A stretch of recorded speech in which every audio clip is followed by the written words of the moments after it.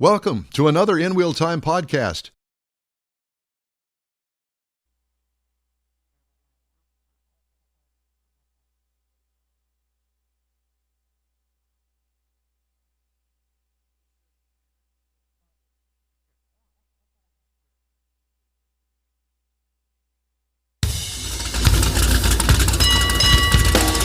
Welcome to the award-winning In Wheel Time Car Talk Show. Coming up, we visit the Savoy Automotive Museum to talk about barn finds and other things.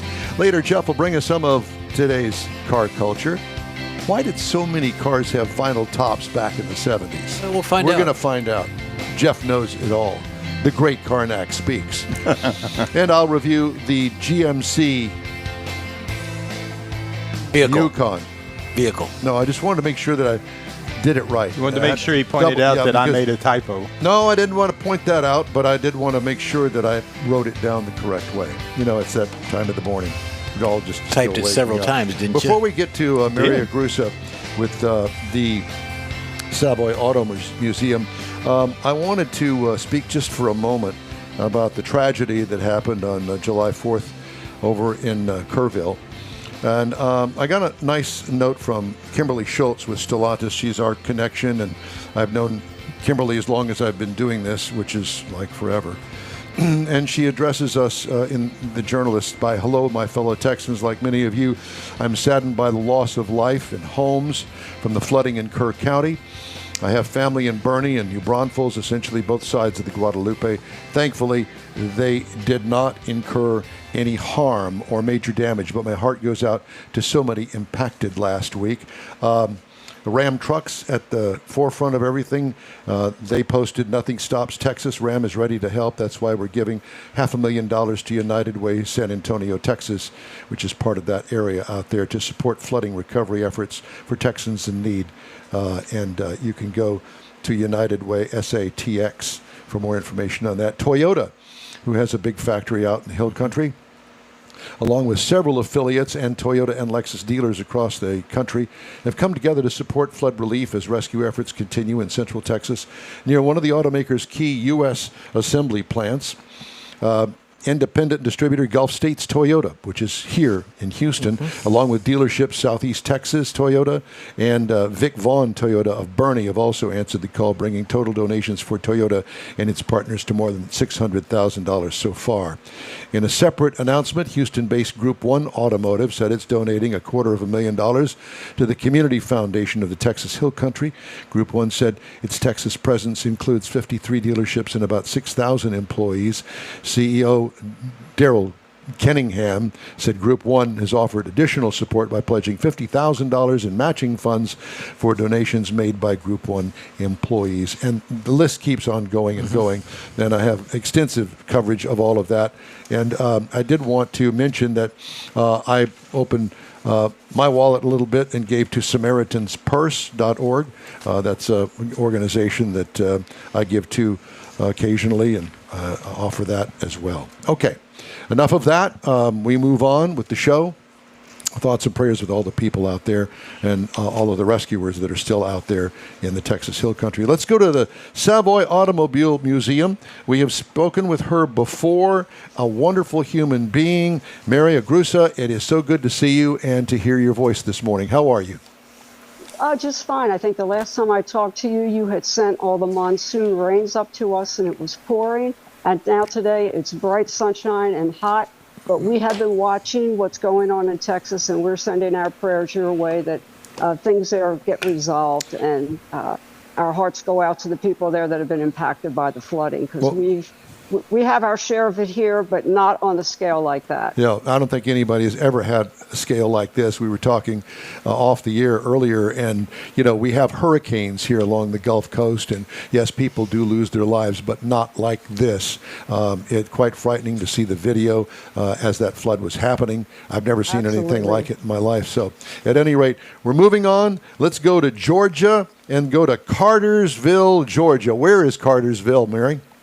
We are on I-75. We're about midway between Atlanta and Chattanooga, almost like at the sweet spot, halfway. We're considered northwest Georgia, far enough out of the Atlanta traffic and far enough from the Chattanooga traffic that you really get out into the country when you come here. And Cartersville, Georgia is now going for the designation of Museum City. We have 4 major museums here. We have the Booth Western Art Museum, the Tellus Science Museum, the Bartow History Museum, and then the Savoy. And we're all part of one family, and the generous donation of a local family who we're not allowed to name, who when they sold their business, poured a lot of the money that they made into the community, building museums and also a teacher's resource center. How wonderful is that? How lucky are you? Are you a long-time Cartersville resident? For about 20 years. We were in Florida before, so no, we are not natives. You can tell that by my accent. I don't sound like a Southerner. I can fake it sometimes, but not very well. Yeah, well, that's okay. Well, we're glad to have you on the show with us this morning. And I thought that we would begin. You have separate areas. Well, they're all really under one roof, kind of. But the one area that I wanted to focus in as we begin our conversation this morning is with your barn find section there at the museum. I'll switch the camera around and I'll let you see it. Okay, so you're standing in that area. Okay, this is the barn finds area. We have the Corvette. That was a barn. These are all barn finds. These are, well, barn finds found in a warehouse. Yes. But of that, actually, this is Mr. Tom Cotter's Cunningham right here. He was here 2 weeks ago and did several programs for us. He did an afternoon program, a book signing, an evening book sign. He really helped us put a lot of this together. So this is his Cunningham. Back tucked over here is a Lancia. Now, I had always heard of Lancia, the Lancia Beta. When we lived up in Boston, there was this commercial, and I thought, oh, wow, Italian car. However, then when I was doing the research on this car, I found out that in terms of European road racing, these were really important cars. Now, this one was actually imported to the U.S. by a gentleman by the name of Luigi Cinetti. I believe he was a Grand Prix winner at the time. He came over here. He was a Ferrari dealer. He brought this car over. His son, Luigi Jr., took it and ran it in Lime Rock. It eventually got sold. And this has a really interesting history because one of the people that owned it ran it in this Mexican race. And here is its tourist visa still on the side window of the car. And the way that it's painted is from that race. Well, Luigi wound up, this car was down at Amelia Island, I believe, in 2024. And Luigi Cinetti Jr. got a chance to go down there and reconnected with his car. I noticed on the side it said Texas Auto Museum. Well, it was it eventually was purchased by someone down in Texas. He owned it. He was the one that put it in the race in Mexico. Unfortunately, the car did not finish, but they've left it in the position that is in. It was subsequently sold, and eventually it's now in the hands of a gentleman who lives up in Pennsylvania, and he owns the car, but he's left it the way that it was. Interesting. When he got it. What do we have there? Is that a Mustang? Yes, it is. It's a GT350, and you will notice the beautiful paint job on this. Well, this was found in a house that was just derelict, and it was under a car cover. And when they lifted the car cover off, you can imagine what happened to the paint. It got destroyed. Now, they've done a little bit of work to the motor. It runs like a champ. It just looks bad. In fact, when they brought it in, they told us, please don't wash the car because they don't want to lose any more paint than what it already has lost. But fully operational, but a really strange story in terms of where it was found. Last but not least is a really unusual car.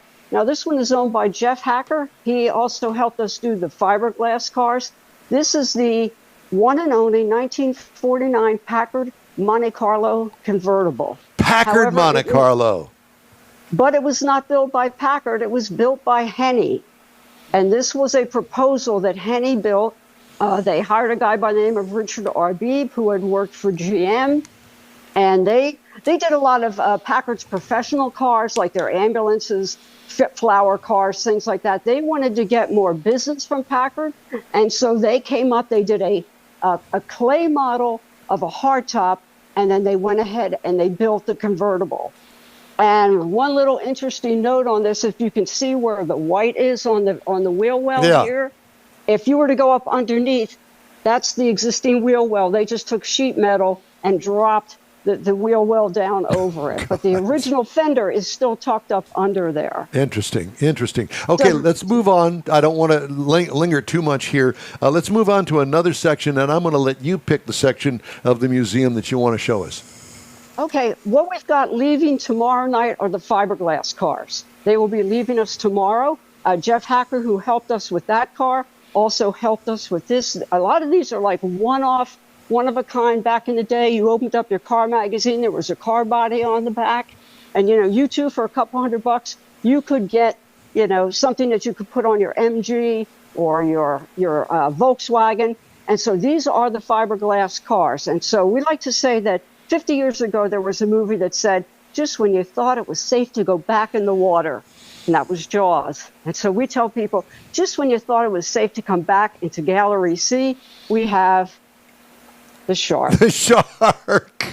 I love that. So is this owned by one person, this collection? No, this is a variety of owners. Jeff Hacker, who owns the Pontiac, also owns this car. He bought this secondhand when he was 18 years old. He's owned it for 47 years. He had to learn how to do fiberglass repair when he got it. He drove this thing as a daily driver as a kid. He said he will not do it now because it sits so low to the ground. It's just not safe, but it is fully operational. And when he comes to pick it up, I hope he's going to let me at least sit in it. What's that one? What's that behind it? Go ahead.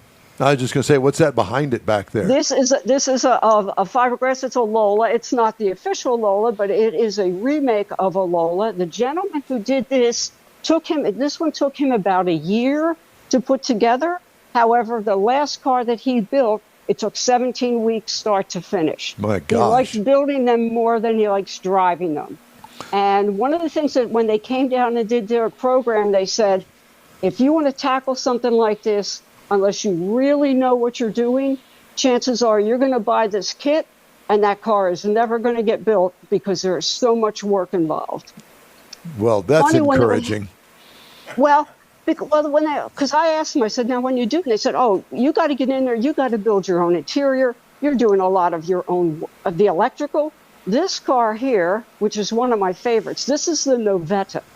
And the reason it's called a Novetta, according to Steve Briscoe, whose car this is, the story is he's a stand-up comedian. So he said, well, this was done by an Italian designer. And when people looked at the car, they asked him, is this a Corvette? And he was like, no, Novetta. But this started out as a fiberfab Banshee body that he decided, okay, it has gull-wing doors. I don't want gull-wing doors. He put regular doors on it. And these, when you open them up, you can actually lift them up off the hinges, take the doors off. He redesigned the whole front end. He changed the wheelbase. And then there was he didn't say who the gentleman was, but someone who does a lot of high-end fiberglass work saw the car and asked, do you mind if I do the rear end of the car? And Steve said, well, yeah, except I can't afford you. And the guy said, no, I just want to do this so that I like what you're doing, and I want to add that to the back of the car. So this took him 20 years to build this car. And he said that he would go, his wife would come out and say, is that blankety blank still out in the garage? And for the longest time, the answer was, yeah. Well, now it's out in the garage, but it's finished. But everything was done. So to give you an idea, these are the hinges for a Mini Cooper.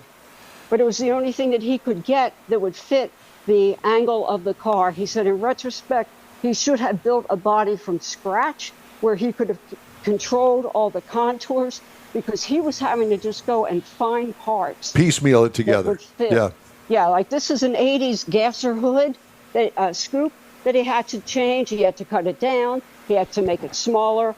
So there was a lot of work. So it explains why it took 20 years. Mary, do you give group tours yourself that you take around the museum? We do tours every Wednesday, Thursday, and Friday at 11 o'clock. Do you give them? Sometimes I do. I mean, because if I come to the Savoy, I'm bringing a group of friends, at least a busload, and I want you to lead the pack and take us all around and tell us all these neat things. As long as you tell us ahead of time, yeah, then I'll be here and I'll do it. Okay. No problem at all. All right. Yeah. Okay. One thing here. Now, this is a fiberfab. Now, fiberfab was one of the first companies doing fiberglass bodies. They are still in business today. So they are one of the few that survived. This happens to be a Jamaican. This is the first car that came off out of the mold. This is the very first one that was built. The guy who owns it, his brother designed this car.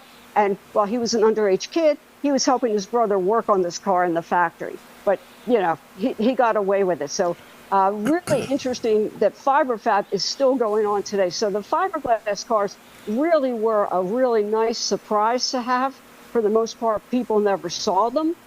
And so it was, and for Jeff, he really wanted people to, people, not only the people that own them, but he said a lot of the people that had these companies felt like they failed because a lot of them, the company never really survived.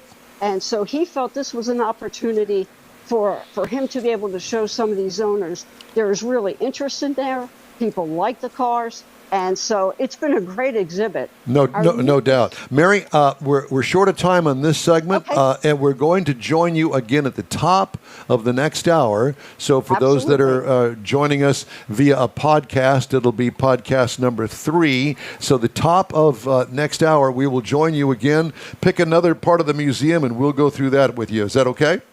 We'll do the Studebakers, and hopefully if I can get a hold of Blake, maybe we can get the gimbal to cooperate, and it'll be a little better video. Sounds good. Mary, thanks so much, and we'll talk to you in about 45 minutes. Mary Agrusa with the Savoy Automobile Museum. Just ahead, Jeff's Car Culture, why vinyl tops were the big thing back in the day, and a review of the 25 GMC Yukon. The In Wheel Time Car Talk Show continues after this. The Tex-Mex dining experience is defined by Lupi Tortilla, your destination for Texas's best beef fajitas and frozen margaritas. Since 1983, Lupi Tortilla has served authentic and time-tested recipes made with the freshest ingredients. Atmosphere is part of the award-winning experience at Lupi Tortilla, all developed in a little house near Highway 6 and I-10 in West Houston. Visit any of the Lupi Tortillas and you'll see the same attention to detail in each and every location. Start your Lupi experience with queso flammeado and guacamole, along with a classic frozen margarita. Dine on famous Lupi beef and chicken fajitas, or pepper shrimp brochette, or a fish or vegetarian entree, and finish with a scrumptious flan for dessert. Find Lupi Tortilla in Houston, College Station, Beaumont, Austin, San Antonio, and Dallas-Fort Worth. There's a Texas location near you. The recipes are authentic and time-tested. The ingredients always fresh. Lupi Tortilla, he's pretty good. Apple or Android, In Wheel Time podcast can be found everywhere, on the stream and through downloads. Whether you're on the road or at home and jonesing for a different kind of car talk show, give In Wheel Time a try. Honest new car reviews, fun, informative interviews with real car people, weekly automotive news, features like Jeff's Car Culture and Mike's Driving Destinations, all on In Wheel Time. Check us out on SiriusXM Podcasts, iHeartRadio, or while you're shopping on Amazon, through Amazon Music. InWheelTime.com has a list, and we know you love lists. In Wheel Time's back home now in the Sugar Shack studios, hopefully for the summer. And we hope you'll join us every Saturday, 10 to noon Central Time, for our live rendition of all things automotive. And we thank you for being with us today. Okay, time now for Jeff's Car Culture, a feature on 1970s vinyl roofs. Well, it's more than just 70s. It's just the actual concept of it, because these days, if you use the word vinyl when describing a car's exterior styling, the first thing comes to mind, is especially for the young people, would be the colored vinyl wrap. It's not that. These days, a wrap is a cost-effective and relatively easy way to change the look of a vehicle. However, before the era of body wraps, when someone referred to a car of having a vinyl roof, it meant something more than just a rolled material and some adhesive, and vinyl roofs weren't done at home after the fact. They were done on an assembly line. The factory vinyl roof could be considered one of the most distinctive automotive styling trends, gaining popularity in the 1960s and lasting in various forms up until the 1990s before disappearing completely. Why do cars have vinyl tops? They weren't used to protect the paint or preserve anything or vinyl wraps. Nope, the vinyl roof was about style, and one more way to add color and character during the time was with no waste storage of options or personalization off the factory floor. Vinyl roofs and other forms of fabric covers first began appearing on luxury vehicles, specialty cars, in the late 40s and 50s. It wasn't until the 60s that the vinyl roof option began to take off. Initially, the idea was to give fixed roof cars the more upscale appearance of a convertible. Go figure. Some automakers even offering things like flower patterns, even textures inspired alligator skins. At peak, their popularity from the 60s into the early 70s were the factory vinyl that's tops. so ugly. Available on everything from muscle cars to pickup trucks, even a C3 Corvette, Don, Oh, had a yeah. vinyl-covered I remember. removable top. Oh, yeah. In the 70s and 80s, vinyl tops continued to be popular, but shifted more toward the luxury car segment. In the 70s, especially, vinyl tops reached peak flamboyance, paired with things like opera windows. Buick and Cadillac were the last ones to offer factory vinyl roofs in 1996, though aftermarket and dealer conversions have long been available for those who really wanted the vinyl top look. I remember the Phaeton stuff. That was cool. While they may have disappeared from modern cars, if you go to a classic car show today, you'll see lots of vinyl roofs, many of them restored and recovered to look like new. Vinyl tops aren't loved by all classic car fans, though. When it comes to a vehicle restoration and bodywork, vinyl tops can be a bit more of a nightmare. For starters, the vinyl can be distressed, deteriorate, and expose you to the elements in more noticeable manner than traditional painted roofs. Rust. Really, for those rust and durability reasons alone, not so much the aesthetics, shortcomings, the vinyl tops are regularly considered one of the auto industry's worst design trends and likely one that won't be returning anytime soon, Michael. We had a Corvette, and this was it was a 69 or 70 Corvette, brand new at Richardson Chevrolet, and it was red, but it had a black vinyl roof on it. They covered the T-top individual panels. Remember, there were two back then. So all that was, and it was like, do I really like that? I never could decide whether I liked that or not, because they trimmed the edges with chrome. Yeah. And it was just, They had to cover it, It was jacked up. It wasn't until later that they went away with that one that I pointed out, how ugly that was, that they were able to tuck it under so you couldn't see the edge. Well, I have a story. My dad with General Motors execs and all that, my doctor had a Cadillac and he ordered a vinyl top that we actually did in our garage. My father and I. Do it yourself. Did it on a vinyl top. It was a factory vinyl top. He had all the materials and stuff brought in, and we did it in our garage. It was like February. Did you? Oh my God! You had to heat it to stretch we it. had to heat the garage, and that was before heated garage. We had to get heaters out and all that, and stretch it and glue and all that. Straight to the paint? Straight to the paint. Came out perfect. You put the glue over the paint. Yeah, you just They slather it painted on the there. whole car. Give you little Elmer's bottles, and you. Yeah, it wasn't Elmer's. It was that really smelly, ugly, yellowy looking stuff. Yeah. Oh, that was a great story. Thank you, Yukon, sir. right? The Yukon, yes. Yeah. Okay, I got to find Okay, it. all There you right. go. Yes, time now for this hour's car review. Chance to drive the 2025 GMC Yukon. It's kind of like the Suburban of the GMC line. Where does it fit? It fits between the Chevrolet and the Cadillac Escalade, as I like to call it. Okay, the final assembly location is, Arlington, Texas.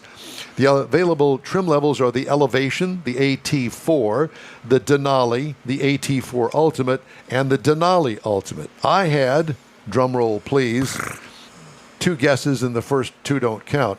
The four-wheel drive Denali Ultimate, so this is the top of the line for GMC. It's considered a standard SUV, body on frame, seats up to 8 people in 3 rows. I don't know anybody that gets usually the middle row as a bench anymore. Everybody goes for the buckets. Anyway, exterior changes. Complete redesign was in 2021. They've had exterior and interior updates for this year. Again, it slots between the Suburban and the Escalade. New face is much more attractive than the outgoing model for me. A big 22-inch wheels are awesome. Quad exhaust tips and unique GMC lighting add a tuxedo look to it. Rear sunshade and just a splash of chrome add the class that you're looking for. What I liked about it, everything. What could use improvement? Nothing. Don A's A+ rating for the looks on this particular one. You saw it. Mm-hmm. Liked it? Very nice. Yeah, I Very think nice so, too. car. Interior highlights. Unique baseball stitching easily stands out and gives it the wow factor on the interior. Massive center stack, vertical screen, easy to read, and controls everything. Top-notch, comfortable, and supportive seating throughout. Steering wheel controls and changeable digital dash are top-notch as well. Plenty of room behind the third row, even with it up. Mm-hmm. And if you want to put the back bin down, the back seats down, wow, you could put bodies back there. What I liked about it, everything. Love the second row screens behind the front row headrests and a climate control screen at the back of the center console for the second row. So even if you're sitting in the back, you got all the accoutrement that you like. 6.2 liter Ecotec 3 V8, 420 horsepower, 460 pound-feet of torque. 10-speed automatic transmission is like butter. Tow rating, 8,000 pounds, so 4 tons it'll tow. That would be your cabin cruiser, I think. Haul rating, 1370. Miles per gallon, 14 city, 18 highway for a combined of 16. I got 17.5 over 354.6 miles. What I liked about it, the smooth V8 power. What could use improvement? Let me think. Mileage increase, maybe? I'm thinking, why not make it as a hybrid? Leave the V8 in there, but hybrid it. You know, put an electric with it. So you lower the horsepower of the gasoline engine, but increase it back up with the electric. Just saying. Turbo V6. Or that. What I liked about it, the four-wheel independent suspension for ride and handling and magnetic ride control with air ride. It is like heaven. What could use improvement? I don't know. What more could you add? Price, base trim price of this. Base trim price now, $101,300. Price is tested, $107,285. Yow. Base model price, if you just want a Yukon, $66,900. There's a big price difference. Really? Does it come with you seats? You can get into one, $66,900. But it doesn't have any seats. It's a stripper, and it does. I think it comes with seats. Okay. Okay, so compare the base model price of $66,900 to the Chevy Suburban that starts at $61,500.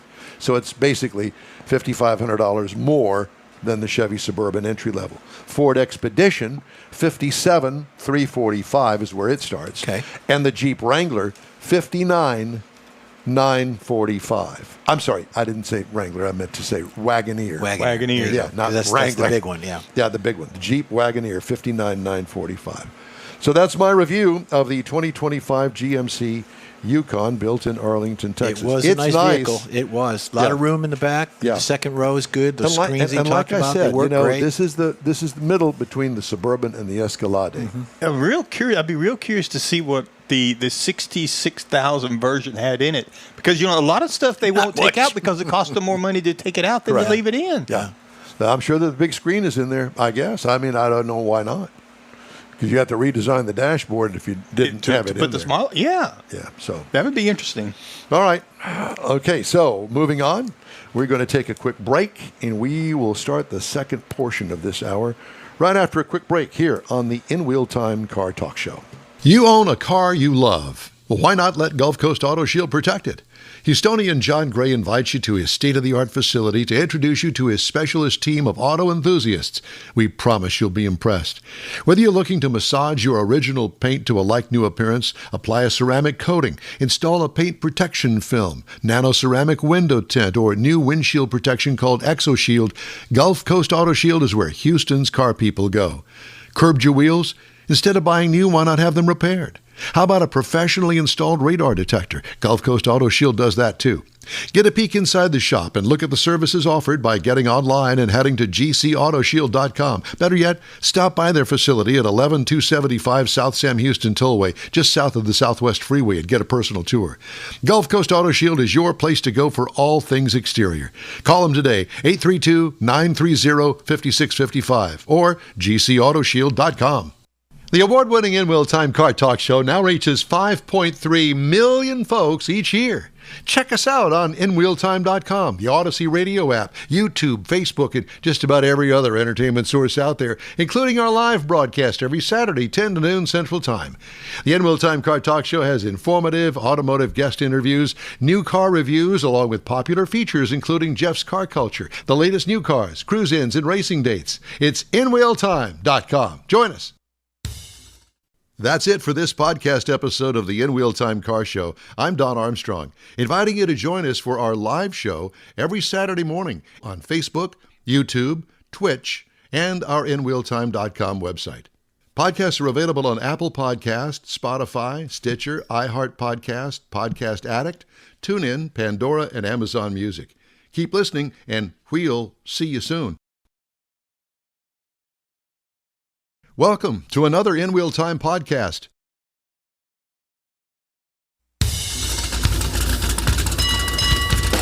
It is the award-winning In Wheel Time Car Talk Show. Just ahead, our story of the week, Shady Dealers, along with this week's recalls and our Guess the Sold Car Price. Plus, Jeff will have the cruise in and events calendars, and I'll bring you stories making automotive news headlines this week. Howdy. Along with Mike out of this world, Mars, we always need more Jeff Zekin. Chief Engineer David Ainsley is vacationing in the UP of Michigan. Lucky him. It's nice and cool up there. I'm Don Armstrong. Glad you could join us for our live show. We were off last weekend. We all did our own thing for a change on a Saturday morning. Some slept in, others did not. I did not. What did you do? I worked around the house all weekend. It was fantastic. I worked around the house. Good. And you feeling good about that? At the time, yes. Yeah. At the time. Not any longer. No. Yeah. Mr. Mars? Now, I would happen to spend the weekend with my mother, helping her out. Well, that's good. How old is your mother? 96. Right. 96. There's a lot of help to be had there. Plenty to go around if you need something to do. No, But I don't. You know what? Thank you Let's very all hope much. that we can be 96. No. Maybe not. You can wish that. I don't care too. Maybe But thank you. 196. 196. Yeah. All right. So here's the story of the week. That svelte body of yours. Is that what you were Yeah, referring that's what I to? was referring to. Our story of the week. Let me preface this by saying, 99% of car dealers are good, honest, hardworking people that do the right thing. But then every once in a while you run across one, and it doesn't necessarily an indictment of the entire dealership, but you got that one person in there that's probably been with you for a few years, and you're thinking, they're on the up and up. Yeah, that's why I got turned away from that first dealer I went to buy my Buick, is because of the salesman. It was just a complete failure. Right. A pair of Florida dealerships face separate lawsuits for allegedly misrepresenting used vehicles as new. I read that article. I read that. In one case, customer Sean Crowley claims Sun Toyota in Holiday, oddly enough, sold him a 2024 Land Cruiser, they're not cheap, in February of this year as new with only 10 quote-unquote factory miles. Less than 2 days later, however, a service light went on, signaling the need for an oil change. When Crowley looked at the dashboard, he discovered an odometer reading of almost 5,000 miles, the complaint said. Shocked, as the complaint put it, he called Sun Toyota, was instructed to bring the Land Cruiser back for servicing, and was told the store would work something out regarding the excess mileage. The store claimed there had been a typo on the paperwork. Crowley's asking for damages for violations of the Federal Odometer Act and Florida's Deceptive and Unfair Trade Practices Act, as well as for fraud, negligent misrepresentation, breach of warranty, and fraudulent inducement. Al, in the second case, I wonder who's going to win that. They had to know that vehicle was that way. Well, They had to know. Yes, you would think. 'Cause you got a floor plan and you take inventory. I understand. But this could have been one of those that had been done through a dealer trade. Nobody did the inspection on it when it got to the dealership. I'm just saying. Yeah. There's all some sorts variables. of things that you don't know in this story. But he bought this car that probably cost him 80 plus. Oh, yeah. He didn't look at the odometer for 2 days. Of course, it could be buried. There's some of them that You got to find one it. I just drove. You got to go down through 3 screens to find all the stuff you the want. Italian vehicle you had, we had the Oh, yeah. three of us had to It work just, it. that's what seems strange to me is it took him 2 days to look at the odometer. Well, he went and got himself an attorney. I the would have attorney to. looked at the odometer. Story number 2. Okay. Customer Lily Altizer Benson alleges Jerry Ulm, a Chrysler Dodge Jeep Ram in Tampa, sold her a 24 Jeep Wrangler Sahara 4xE as new in November of last year, despite the fact it was previously sold and titled to a leasing company. A reproduction of the original factory window sticker was affixed to the Wrangler with a sticker price of $78,875. Quote, further reinforcing the representation that the vehicle was new, the complaint said, and the retail installment sales contract described it as new. Her lawyer, Joshua Fagan of Hollywood, Florida, told Automotive News the mileage wasn't the issue. The title was withheld from examination to prevent the consumer from seeing that the vehicle was previously titled to another owner.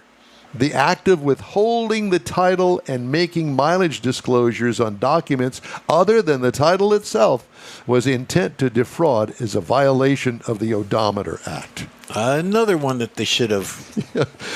I guess the point of the stories of the week this week is, I know, I'm guilty of it too. You go in and you buy something and it's got about 15 pages of legalese. Yeah. Okay? And you can't read it. Most of it. Well, you can read it, but you don't really understand it. Yes, that's it.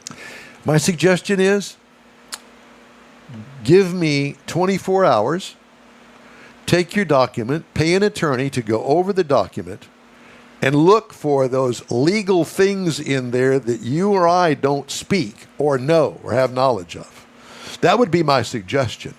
Do we do that? No. But I want it, and I want it now. But nowadays, the laws have been on the consumer side, but they can't put all that misleading jargon in that contract. They have to be upfront and tell you about this is what you're signing, this is what it is. They're supposed to be They're supposed upfront. to, but you explaining what's in that contract versus me explaining what's in the contract and Don explaining, there's 3 different versions.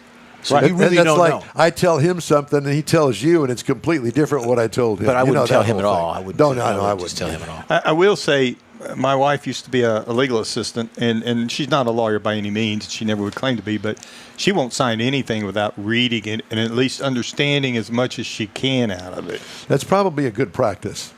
It's probably saved you a bunch. Well, it of has, but it's also very irritating that she spends 30 minutes reading something. I'm ready to go. I'm ready to go. You know, but you and everybody else. Yes. Yeah. Ford Motor Company's 89 recalls so far this year are more than the next 5 manufacturers combined. I read that one too. And have already set a full year record for an individual automaker, according to data from NHTSA. General Motors previously held the record with 77 callbacks in the entire year of 2014 amid the ignition switch scandal. Remember that thing? So Yeah. when they do the Ford Built Tough, they can also say we're number one. That's We're it number one. in recalls. In a statement, Ford's big foam spokesperson thing. said the company was taking a more proactive approach in recalls. You know, I remember a quote from Farley, the CEO of Ford, and he said that very same thing about 6-9 months ago. Mm-hmm. Ford's latest recall affects 850,000 vehicles in the U.S. because of a potential low-pressure fuel pump failure, which could cause an engine stall. Faulty fuel pump can reduce fuel flow from the tank to the engine, causing an engine stall and increasing the risk of a crash, according to NHTSA. Phinia Incorporated was identified as the supplier of the fuel pumps.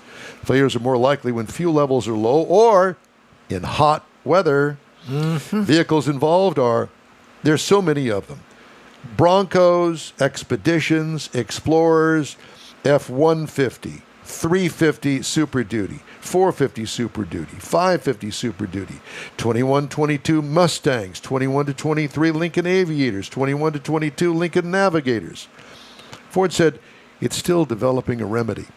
How about a new fuel pump? Yeah, Ding. now, exactly. Now, is this a pump in the tank? Is it a Probably. frame mounted, pressurized? Is it up near the? I mean, I where don't is it? know, but my guess is it's probably Probably in the tank. But if it's in the tank, obviously it's going to take time to repair that. Yeah, going to have with- to drop the tank. Oh, my God. And if What they're a- going back to 21, holy smokes! Okay, so let's continue on with Ford, shall we? Rear view camera image may not display, and I think everything that they made from 2018 to 2024, including Broncos, Edge, Escape, Expedition, Explorer, the list goes on and on. I'm not going to bore everybody with that, but it's a lot. We need a good old airbag recall. What we need is a great big paddle and a big spanking. Airbags may deploy with excessive force in the Ford Expedition and the Lincoln Navigator 2025. Front brake jounce hose may contact tire and leak. Ford F-150 Lightning battery electric 2025. I got a couple of other cars here. Are you even interested at that point? Let's not. Just send them to Ford. It's too many. Go to go to safercar.org. Type in your VIN number in there, and it'll tell you if it's been recalled Yep. and what the remedies are. Okay. The remedy, whatever kind of car you have, just take it back to Ford. They'll fix it. Yeah. If If you've you got got a Ferrari, take it back to Ford. Yeah. They'll fix if you it. got a Ford, take it. Yeah, they'll never Just- notice it. Yeah, No, you just got take it back. something. I know it's been recalled. Fix it. Yeah. And I need a replacement car while you're fixing it. Yeah. And that's probably going to be recalled. You never know. Time now for our sold cars roundup Got it. game that we're going to Yeehaw. play. Are you ready for that? Is everybody online? We all. Well, we got George is here and Doug's here. I haven't seen Mr. Heisman, but he may pop in Heitzman's here. around. He's already sent me one fake news story this morning about some NASCAR driver dying. No, Jeff, it's not. He said that his car and interior died, not himself.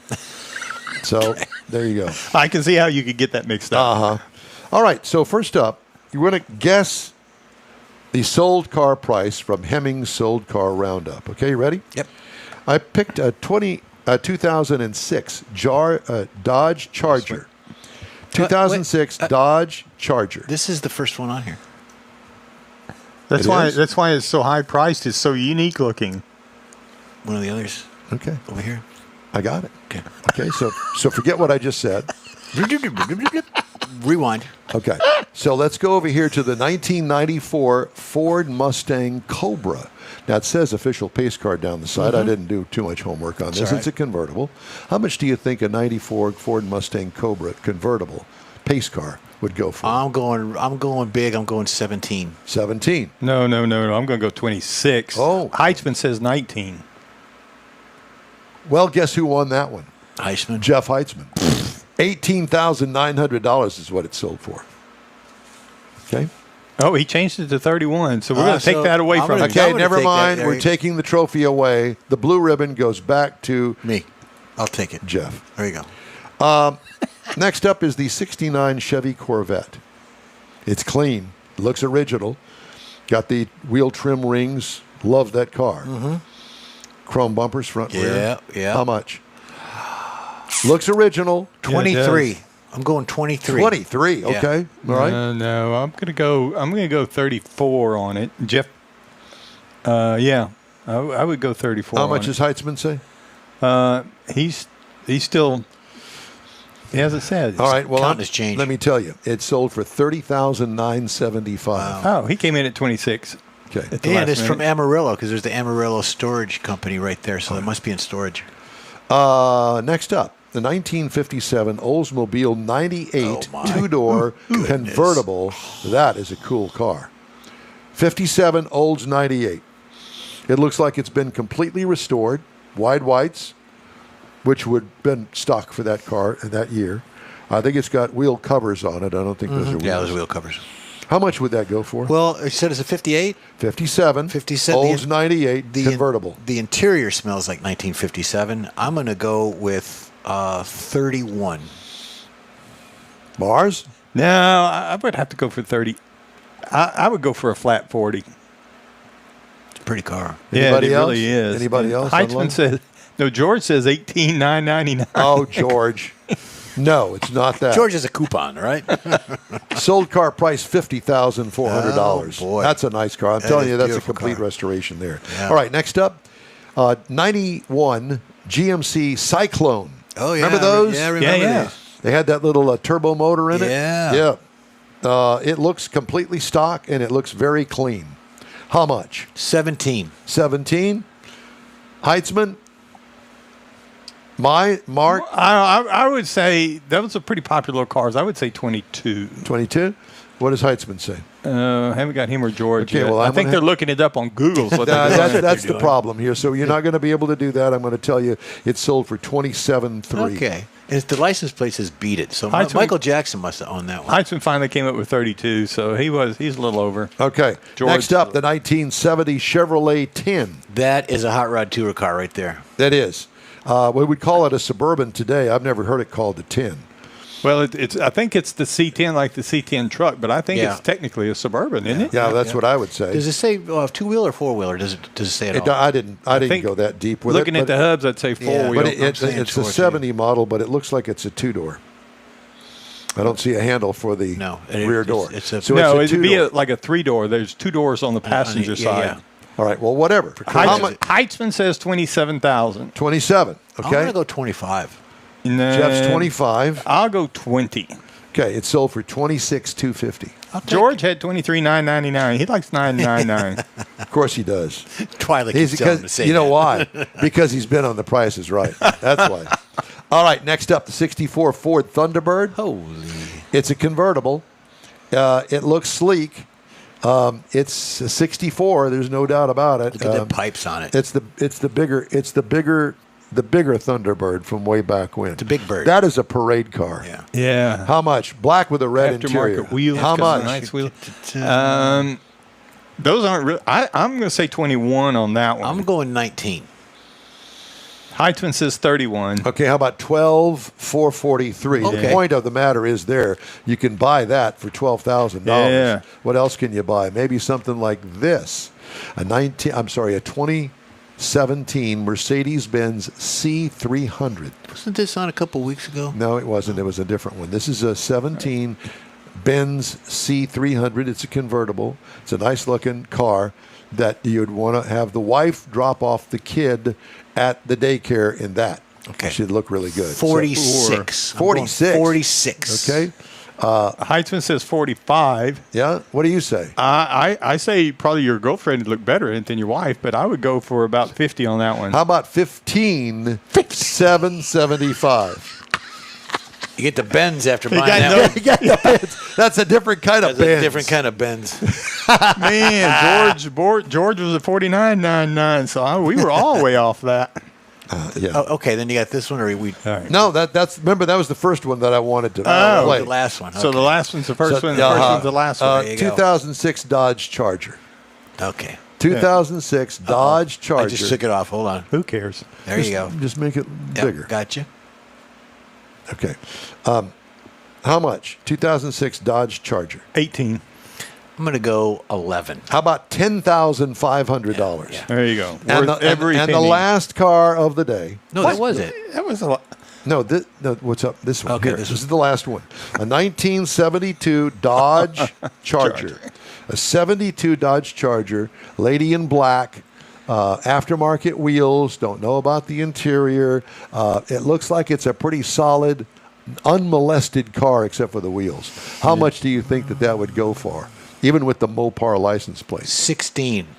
16. Yeah. Really? Mopar, I can't spell either. 72. Ours? Heitzman says 36. George says 10.5, and I say 22. 26,250. Yeah. For some reason, those Chargers are popular. It's weird because the Thunderbird is really just as nice and probably a better driver than some of those, but they don't draw the money. Yeah. No, they don't. Because that one's got the horsepower associated with it. Okay. We're going to take a quick break here on the In Wheel Time Car Talk Show, and we'll be back after these brief messages. The Tex-Mex dining experience is defined by Lupi Tortilla, your destination for Texas's best beef fajitas and frozen margaritas.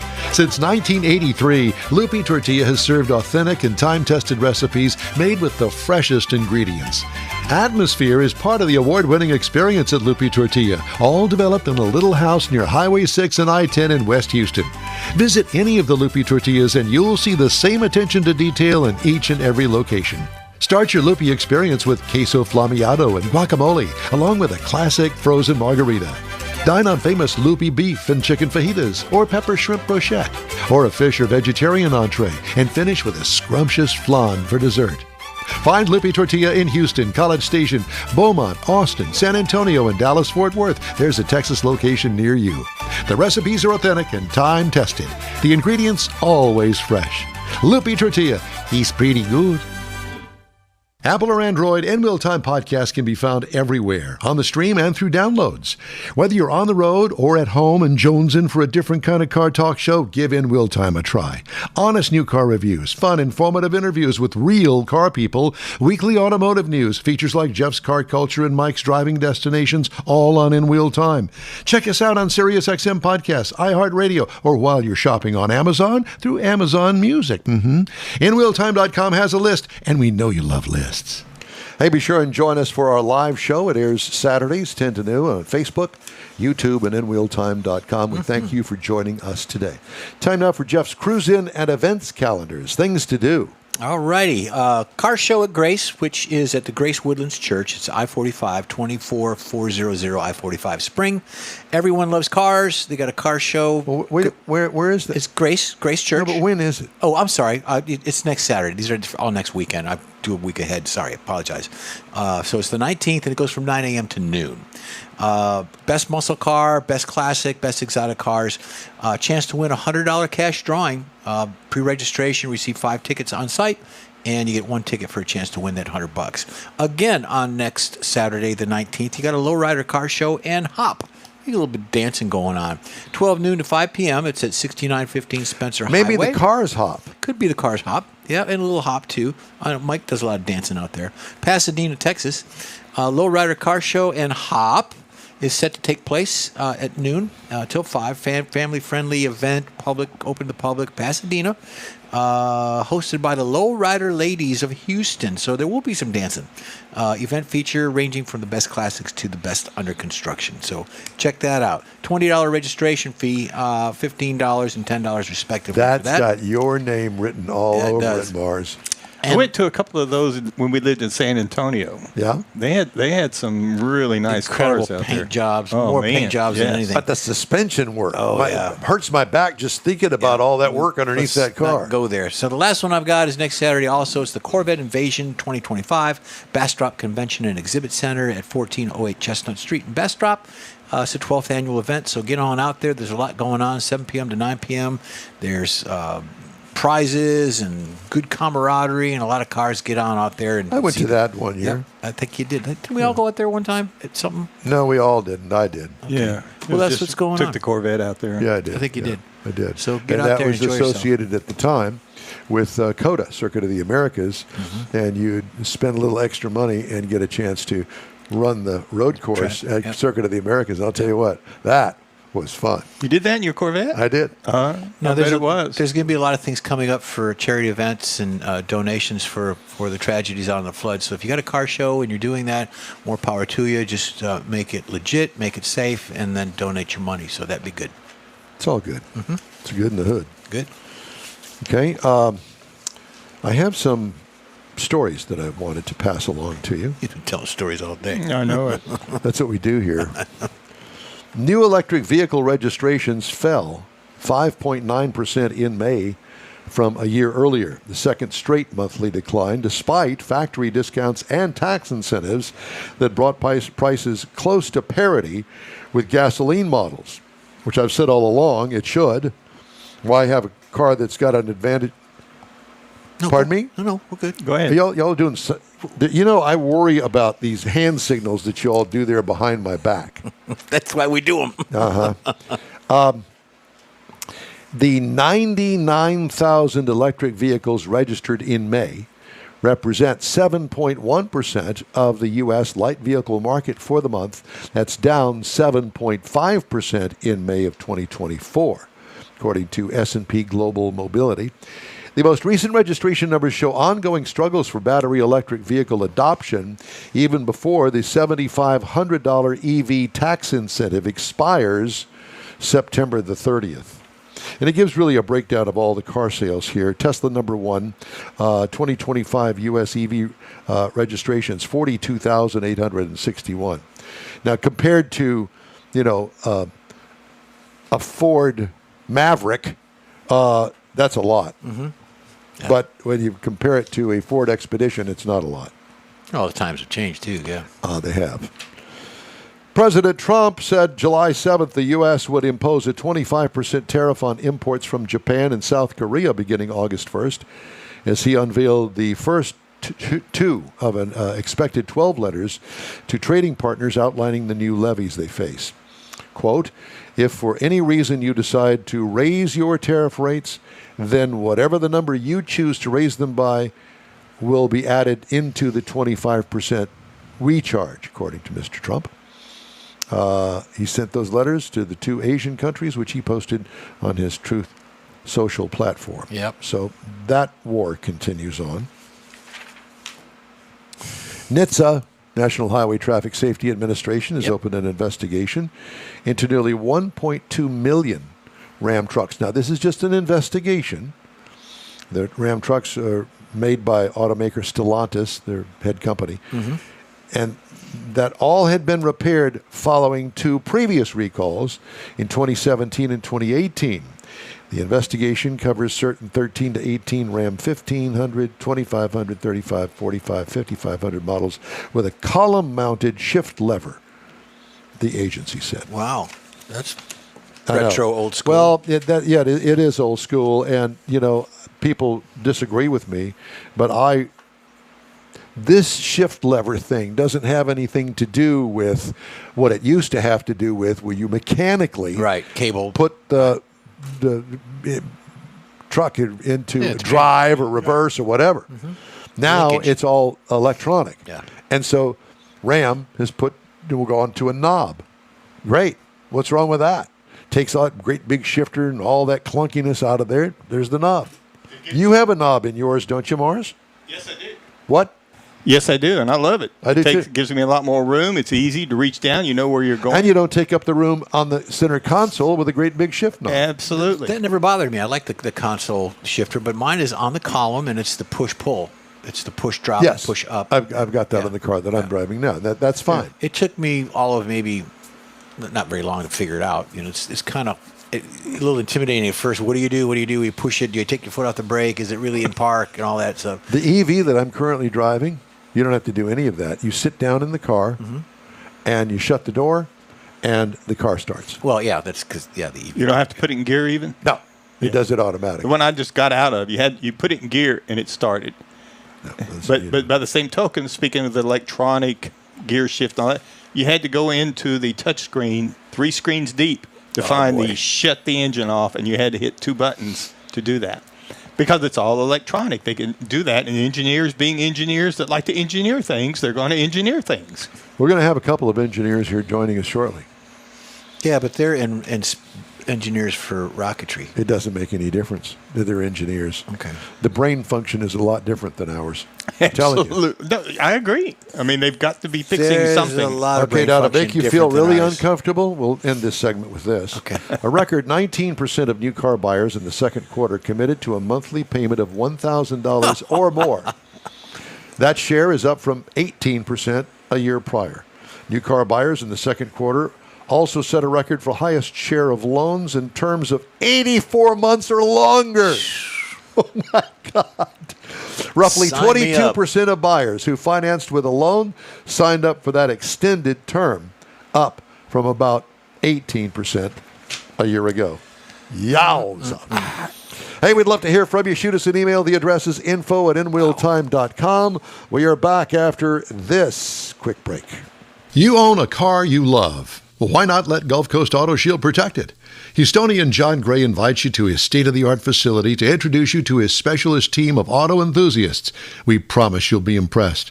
Whether you're looking to massage your original paint to a like-new appearance, apply a ceramic coating, install a paint protection film, nano-ceramic window tint, or new windshield protection called ExoShield, Gulf Coast Auto Shield is where Houston's car people go. Curbed your wheels? Instead of buying new, why not have them repaired? How about a professionally installed radar detector? Gulf Coast Auto Shield does that too. Get a peek inside the shop and look at the services offered by getting online and heading to gcautoshield.com. Better yet, stop by their facility at 11275 South Sam Houston Tollway, just south of the Southwest Freeway, and get a personal tour. Gulf Coast Auto Shield is your place to go for all things exterior. Call them today, 832-930-5655 or gcautoshield.com. The award-winning In Wheel Time Car Talk Show now reaches 5.3 million folks each year.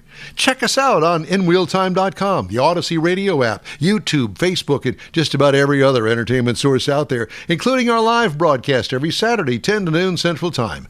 The In Wheel Time Car Talk Show has informative automotive guest interviews, new car reviews, along with popular features including Jeff's Car Culture, the latest new cars, cruise-ins, and racing dates. It's InWheelTime.com. Join us. That's it for this podcast episode of the In Wheel Time Car Show. I'm Don Armstrong, inviting you to join us for our live show every Saturday morning on Facebook, YouTube, Twitch, and our InWheelTime.com website. Podcasts are available on Apple Podcasts, Spotify, Stitcher, iHeart Podcast, Podcast Addict, TuneIn, Pandora, and Amazon Music. Keep listening, and we'll see you soon. Welcome to another In Wheel Time podcast.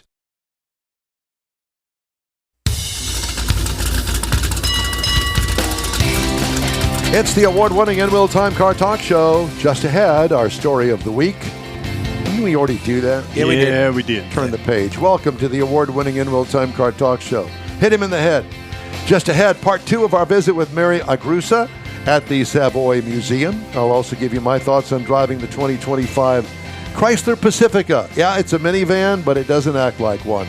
And Jeff has the Motor Minute in this segment of the In Wheel Time Car Talk Show. Howdy, along with Mike out of this world, Mars down there.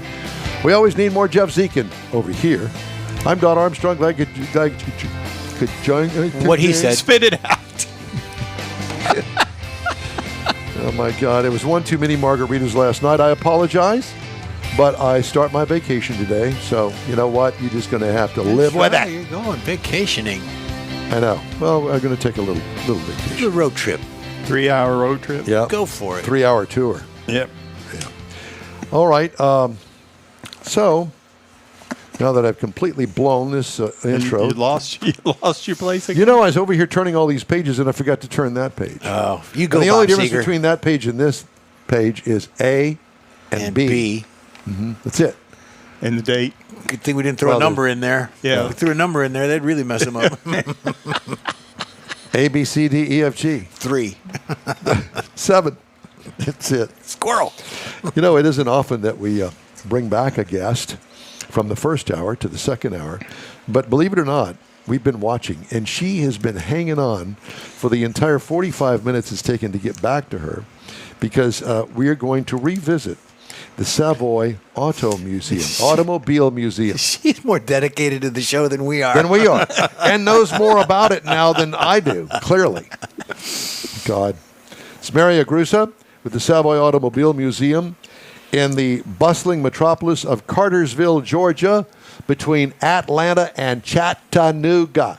There we go. Absolutely. That's where we are. You know, somebody had an argument. It's not Chattanooga. Okay. Then what is it? It's Chattanooga. I don't know of anybody that pronounces it like that the way that you do, ma'am. You pronounce it your way. I'll pronounce it my way. My mother was from the South, from Birmingham, Alabama, and it was always Chattanooga. That's the only way I've ever heard it. Yeah. But this woman But was what do I know? insistent. I'm not a I was Southerner. born and raised in Chattanooga. Okay. Good for you. I like it. That gives you 10 gold stars. That's it. Exactly. So, So Mary, anyway, we got the technology working. The gimbal seems to be Yay. happy, so the video will be a lot better this time. Okay, well, that's There was great. nothing wrong with it before. I was going to say there was it's nothing wrong with perfectly it. fine. So, So, last I'm hour, sitting there- we talked about barn finds. That's part of your museum, and then we went on Yeah. and talked about glass cars, fiberglass cars. So, what are you going to show us this time? Well, I'm going to flip the camera around, and you're going to get to see some Studebakers. Studebakers. These are Studebakers. About half the cars in here that you're going to see, we own. The other half, with the exception of one, came from the Studebaker Museum. This is one of their cars. This is a 1927 President Lincoln. And I hope I can get close enough down there on the wheel well. If you look really closely, you're going to see like what looks like a white strip of cloth. Yeah, we see it. That's the shock absorber system. It's like the Hartford shocks that were on the SS1. You dial it so you can change it depending on what your road conditions are. And so this is the oldest one that we have, 1927. from there on, we have cars from every decade going up until the very end, which was the Lark and the Avanti. The Lark, and the Avanti, nice car. Tell us how you really One thing feel. to notice on this, I hope you can see it, is this has a curved glass partition between Oh the yeah, you driver. can see it. Yeah, and curved glass back in the 20s, that was a big deal. Now, I'm not sure if your listeners are aware of the fact that Abraham Lincoln probably knew about a Studebaker, probably even drove one. Really? That's because Studebaker, before they ever made cars, they wound up being the largest manufacturer worldwide of wooden wagons. Carriages, They yeah. built the Conestoga wagons that took everybody out west. I had no That was clue their- about that. No. That was their core business, and then that was when the original brothers started the company. By the time the second generation came along, that is when cars were starting to come in, and so the son of one of the founders, the son-in-law of one of the founders, convinced their board of directors that they needed to go into building cars, and so they started out with electric cars. And Thomas Edison owned one of theirs, drove it for 23 years at his home in Florida. So it finally, I guess the battery finally died or whatever. He couldn't recycle the batteries or whatever. They did a couple partnerships with a couple other companies, and then they went out on their own. And the goal was to be just like Ford. Unfortunately, they never got that big as Ford. One of the mistakes they made, and this car right here is a Rockney. I'm not sure if you're familiar with that. This was sort of like what Toyota and Lexus is, where Toyota owns Lexus, but they spun off another brand. Well, that's what they did with the Rockney. And they had a lot of their cars were sort of like Packard in the upper end. They really didn't dabble in low price cars. They tried one which was called the Erskine, but they really weren't into it. They didn't support it. Well, they were having trouble making ends meet, and so there were two gentlemen that had designed a car for Willis, took it to Willis. Willis couldn't afford it. They just didn't have the money. And so on a whim, one of the guys was on vacation. He took the prototype down to Studebaker. Studebaker loved it, hired the guys on the spot, bought the design on the spot, and they spun off a company called Rockney. As in that Newt name is- Rockney.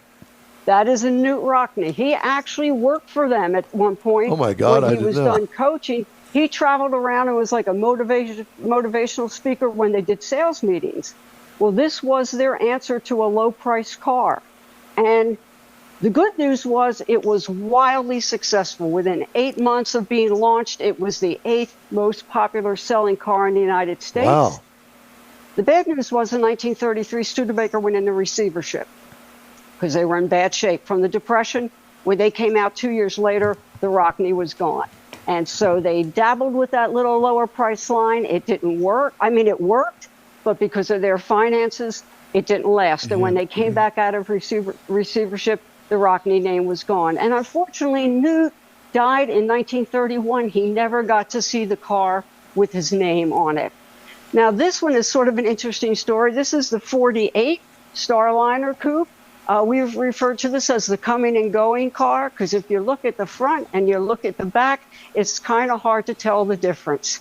And the interesting thing for Studebaker, during the war, the big three had this gentleman's agreement that there would be no design work going. Now look at the back of this car. Got the huge wraparound window, Yes, and people it's said it's hard to tell if the car is coming or going. My brother had a hand-me-down, and it was drab green because nobody ever washed it to the point where it would or put wax on it. And I asked him before he died. I said, "Whatever happened to that car?" He says, "Oh, I didn't tell you." I said, "No." He said some truck came along, hit the back end of it, pushed the back bumper up to right behind the front seat, and that was the end of the car. I thought, oh my, what a fitting end to that car. I was never a fan of that. I thought it was as ugly as the day is long, but that's just me. Well, now, one thing that's interesting I like about it. them, because the big three couldn't run their design studios, Studebaker didn't have a design studio. They had Raymond Loewy. So they had no gentleman's agreement. So when the war ended, the big three had to crank out the old stuff that they had. Raymond Loewy had new designs, and this was one of them. And so they called this the first by far of the post-war car. And people loved it because it was different. Now, there's a trick that they had here that they used again. Back before this time, they had what they call the slab side. The side of the car was flat. And yet, here they have a bumped out back fender. Now, Studebaker could not afford to go ahead and redo the whole body, so this is bolted on. Wow. So, in other And- words, you could actually tub that car out very, very easily by taking the fenders I was off. thinking of it. the same thing. You And make could. it, put a bigger, deeper fender on it. I mean, it would be nothing. No, to that it. would be a truck. You take truck fenders and bolt them on there. That's it. Sorry, Mary. Okay, so now going to the 50s, and the big thing is the fins.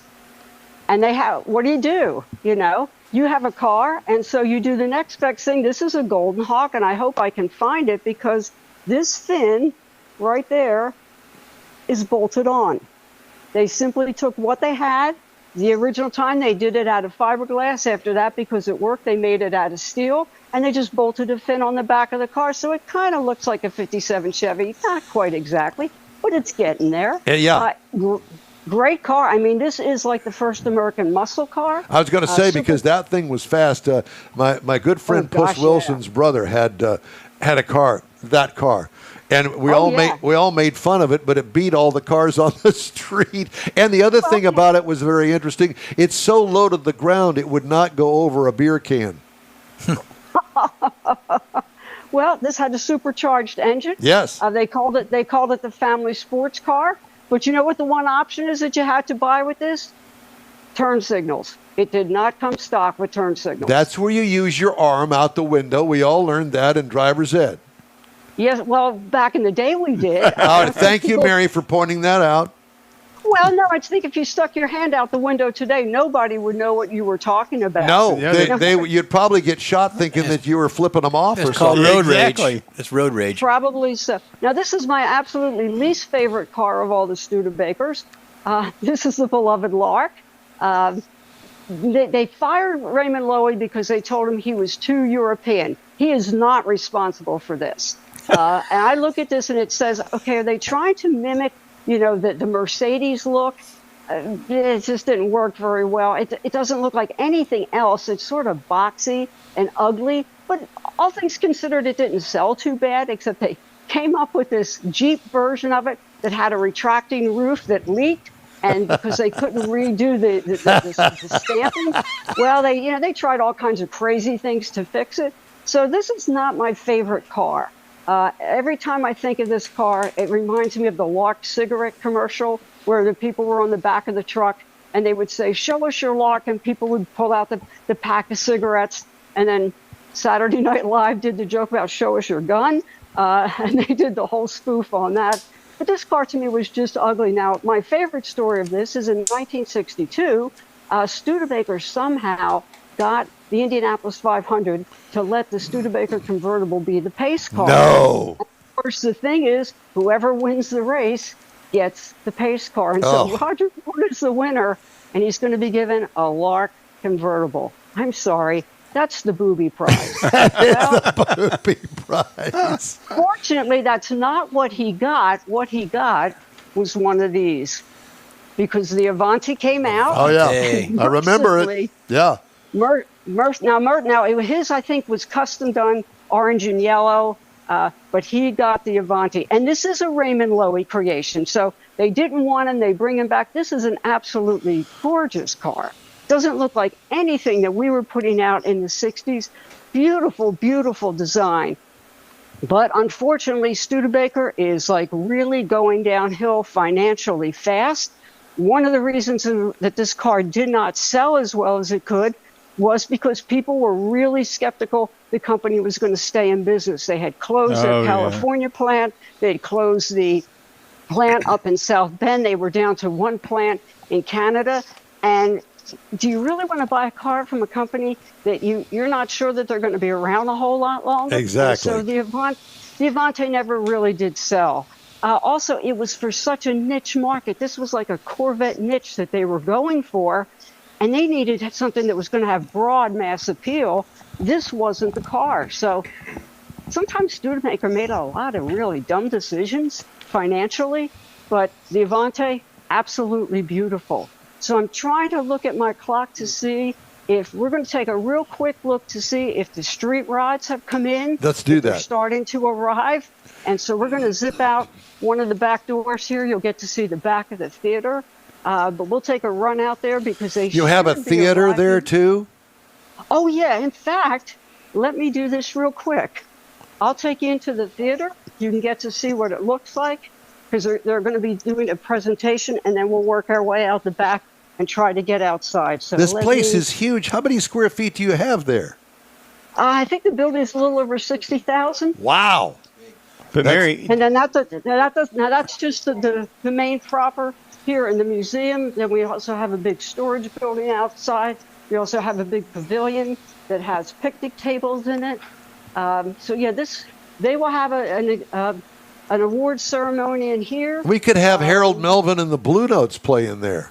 Hey, we're going to be having James Brown's cars here in March. And do you have any Collection. James Brown imitators that could come and do the ow? What? Okay, so this is the largest curved screen in the Southeast. Step on a nail, you do that. I forget how many monitors there's. And so last night we had movie night. We have a presentation even going on, a second presentation going on tonight. But this is the theater. This is And so we absolutely do- beautiful. I think that we what have you a- need to have is the I Feel Good show down there. For James Brown, you know? hey Mary. Well, So some of well, the movies. what Go we're ahead, going to do is in January is we're going to have an exhibit called Cartoons, and that's going to be all cars that were tied into music. James Brown comes in March, but once they bring in the cartoons, I'll do the rock and roll tour on the weekends. I love that. And Mary- you, So- and you're going to dance with the husband or whoever there at the He museum. doesn't dance. Huh? He doesn't dance. He's not a dancer. Well, you can find I do. somebody there. Mary, Oh, well, we're thinking about doing a dance here. Mary, are any of these cars for sale? That are in the museum? Yes. No. None of the private Oh, no, collections? No, in our collection, no. One of the fiberglass cars, for things that come in that we don't own, sometimes they are, like one of the fiberglass cars.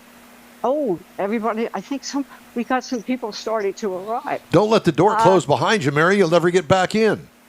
Oh, I got the magic pass. I can get in. All right. So just to give you an idea, this is our parking lot. Building over here that you're going to be seeing is the pavilion. You've got cars And on that's- display out there, too. Well, because everybody's coming to see the street rods. I mean, this place is jammed because they all know the street rods are going to be coming. So it looks like we're already starting to get some of them. Give you an idea here, the building over there, that's where we keep our collection. And we've got about 140 cars altogether. In fact, sitting in there right now is Augie Duesenberg's personal Duesenberg that just came in from the IMS Museum, because we will have a Duesenberg exhibit going in August. That is awesome. Mary, I can't tell you how much we thank you and appreciate you and the Savoy Automobile Museum and all of the things you got going on there in Cartersville, Georgia. And I think it's Savoy. What's the website? SavoyMuseum.org. SAVOY museum.org. Mary Agusa, we certainly appreciate your time and thank you so Beautiful much for place. the beautiful tour that you've done on 2 segments today. We won't forget it. And Look at some of the Corvettes out there. Yeah. John. so when, Well, thank you for having us. We're just always glad to come and share the museum with you. And hey, when you're ready, I see your Rolls Royce just pulled in. that's So- yeah, that's exactly you right. Tell me you were here already. You snuck in on me. All right. Well, we'll be checking in on you throughout the year. So take care, Mary. Talk to you soon. Okay, thank you. Thank you. Bye bye. Incredible. Yep. Yeah, what I was going to say, the theater, they have movie nights like Corvette Summer, things Oh, like God, that. what a that they terrible show. movie. Did you Well, ever it see was. that movie? Yes, I did. But still, if you want car movies, I mean, sometimes you got to reach. Okay. Yeah, You reach- go ahead and do that. That's reach around, is what that is. He said it. Yes, he did. I didn't say it. All right, just ahead, a review of the 2025 Chrysler Pacifica and Jeff's Motor Minute after a quick break here on the In Wheel Time Car Talk Show. The Tex-Mex dining experience is defined by Lupi Tortilla, your destination for Texas's best beef fajitas and frozen margaritas. Since 1983, Lupi Tortilla has served authentic and time-tested recipes made with the freshest ingredients. Atmosphere is part of the award-winning experience at Lupi Tortilla, all developed in a little house near Highway 6 and I-10 in West Houston. Visit any of the Lupi Tortillas and you'll see the same attention to detail in each and every location. Start your Lupi experience with queso flammeado and guacamole, along with a classic frozen margarita. Dine on famous Lupi beef and chicken fajitas, or pepper shrimp brochette, or a fish or vegetarian entree, and finish with a scrumptious flan for dessert. Find Lupi Tortilla in Houston, College Station, Beaumont, Austin, San Antonio, and Dallas-Fort Worth. There's a Texas location near you. The recipes are authentic and time-tested. The ingredients always fresh. Lupi Tortilla, he's pretty good. Apple or Android, In Wheel Time podcast can be found everywhere, on the stream and through downloads. Whether you're on the road or at home and jonesing for a different kind of car talk show, give In Wheel Time a try.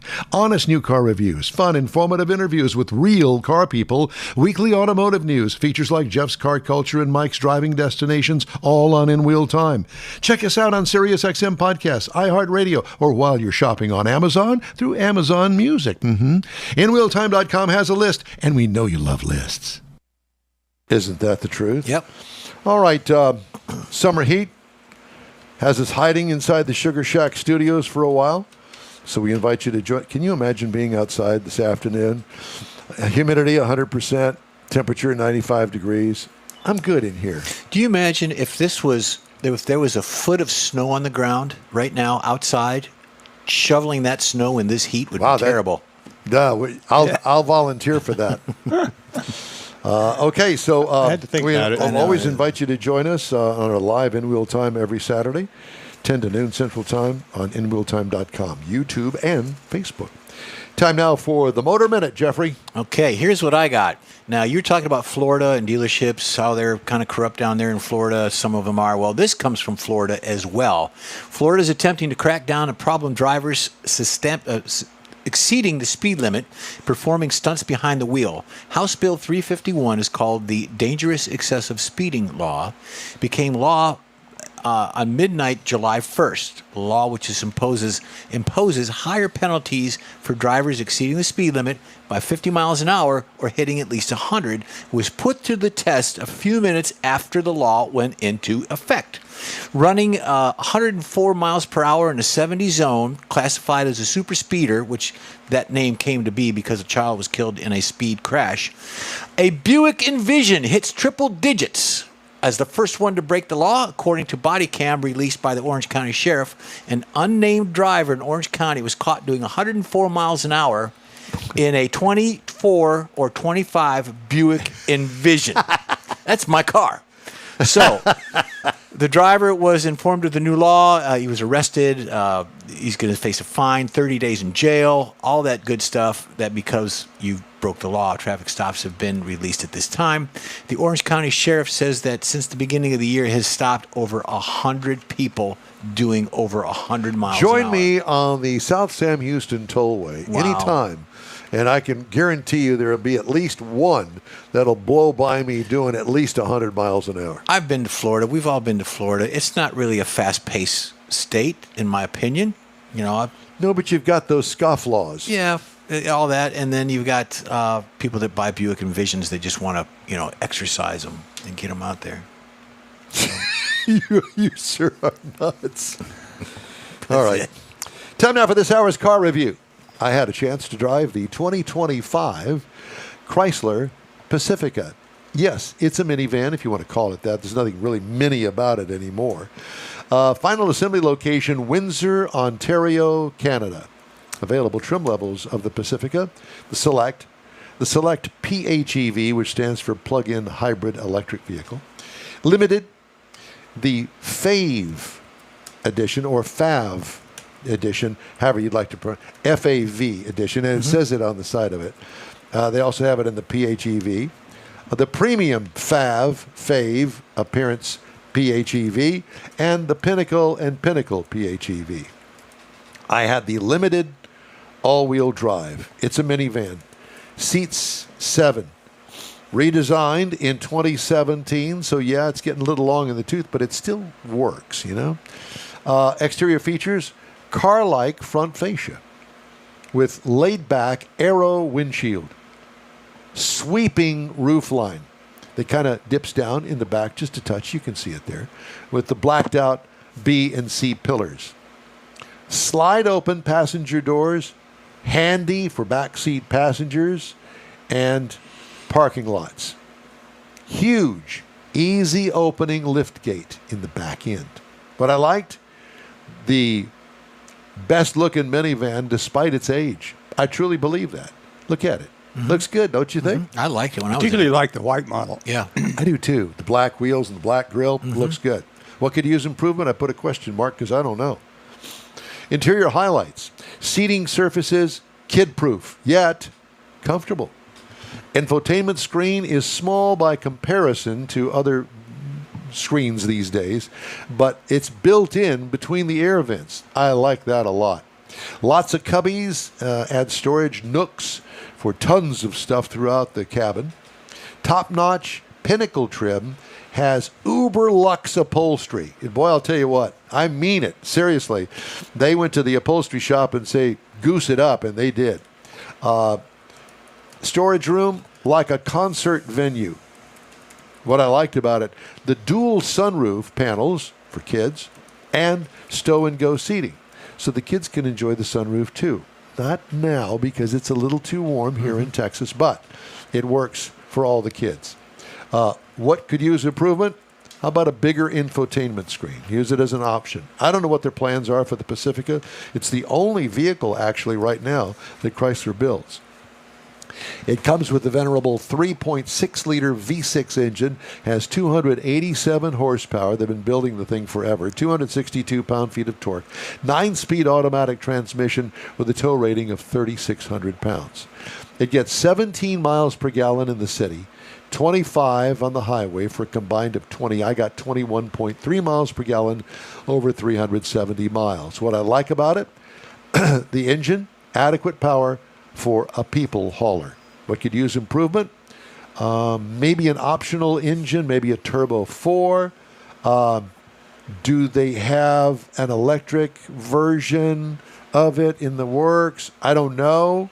We haven't heard a lot about Chrysler lately, but I have a feeling that that name is going to reappear on people's radar, and they're going to be coming out with more stuff here in the not-too-distant future. Ride and handling, nice. What could use improvement? Nothing. Leave the ride and handling alone. Base trim price, $52,565. Price is tested, $59,165, and it's not the Pinnacle version, which is even more than that. But you can get into one of these for the low sale price of $42,450. I mean, when you figure for what you're getting for basically a family vehicle that will haul the whole family. Let me tell you something. That stow-and-go seating system That was amazing. is something to see how it works. And when the seats are up, so the whole thing, it tumbles down into the floor. Yeah. Put a lid over the top of it that comes with it, obviously, and it's all flat back there. Yep. Don't even know that there's seats involved. Yeah. Then you put the seats up. Where the seats were in the floor now becomes storage. So you want to take a big trip? You want to take the Christmas presents to Aunt Mary with the 10 kids? There you go. Well, I was thinking of something like you're going on vacation, you're taking a road trip, having that, and then you put the stow seats down, and you get one of those air pumps and blow up a little air mattress, and you can spend the night in there on a lake or something. True. You put the beer in the below floor storage, Yeah. or wine, as in your case. Yeah. They probably even have those with little plugs in the bottom, so they You drain can drain it out. Absolutely. There you go. See, this is the reason that you watch Envision No, this it's show. not. Yeah, it is. Because of all of the wonderful things that we come up for. It was for guests like Mary, and then our next guest coming up. That's why they watch. Exactly. Here you go. All right. Coming up, we got another segment. And if you'd like to get in touch with us, shoot us an email. The address here is info@inwheeltime.com. We are back after this quick break. You own a car you love. Well, why not let Gulf Coast Auto Shield protect it? Houstonian John Gray invites you to his state-of-the-art facility to introduce you to his specialist team of auto enthusiasts. We promise you'll be impressed. Whether you're looking to massage your original paint to a like-new appearance, apply a ceramic coating, install a paint protection film, nano-ceramic window tint, or new windshield protection called ExoShield, Gulf Coast Auto Shield is where Houston's car people go. Curbed your wheels? Instead of buying new, why not have them repaired? How about a professionally installed radar detector? Gulf Coast Auto Shield does that too. Get a peek inside the shop and look at the services offered by getting online and heading to gcautoshield.com. Better yet, stop by their facility at 11275 South Sam Houston Tollway, just south of the Southwest Freeway, and get a personal tour. Gulf Coast Auto Shield is your place to go for all things exterior. Call them today, 832-930-5655 or gcautoshield.com. The award-winning In Wheel Time Car Talk Show now reaches 5.3 million folks each year. Check us out on InWheelTime.com, the Odyssey Radio app, YouTube, Facebook, and just about every other entertainment source out there, including our live broadcast every Saturday, 10 to noon Central Time. The In Wheel Time Car Talk Show has informative automotive guest interviews, new car reviews, along with popular features including Jeff's Car Culture, the latest new cars, cruise-ins, and racing dates. It's InWheelTime.com. Join us. That's it for this podcast episode of the In Wheel Time Car Show. I'm Don Armstrong, inviting you to join us for our live show every Saturday morning on Facebook, YouTube, Twitch, and our InWheelTime.com website. Podcasts are available on Apple Podcasts, Spotify, Stitcher, iHeart Podcast, Podcast Addict, TuneIn, Pandora, and Amazon Music. Keep listening, and we'll see you. Welcome to another In Wheel Time podcast.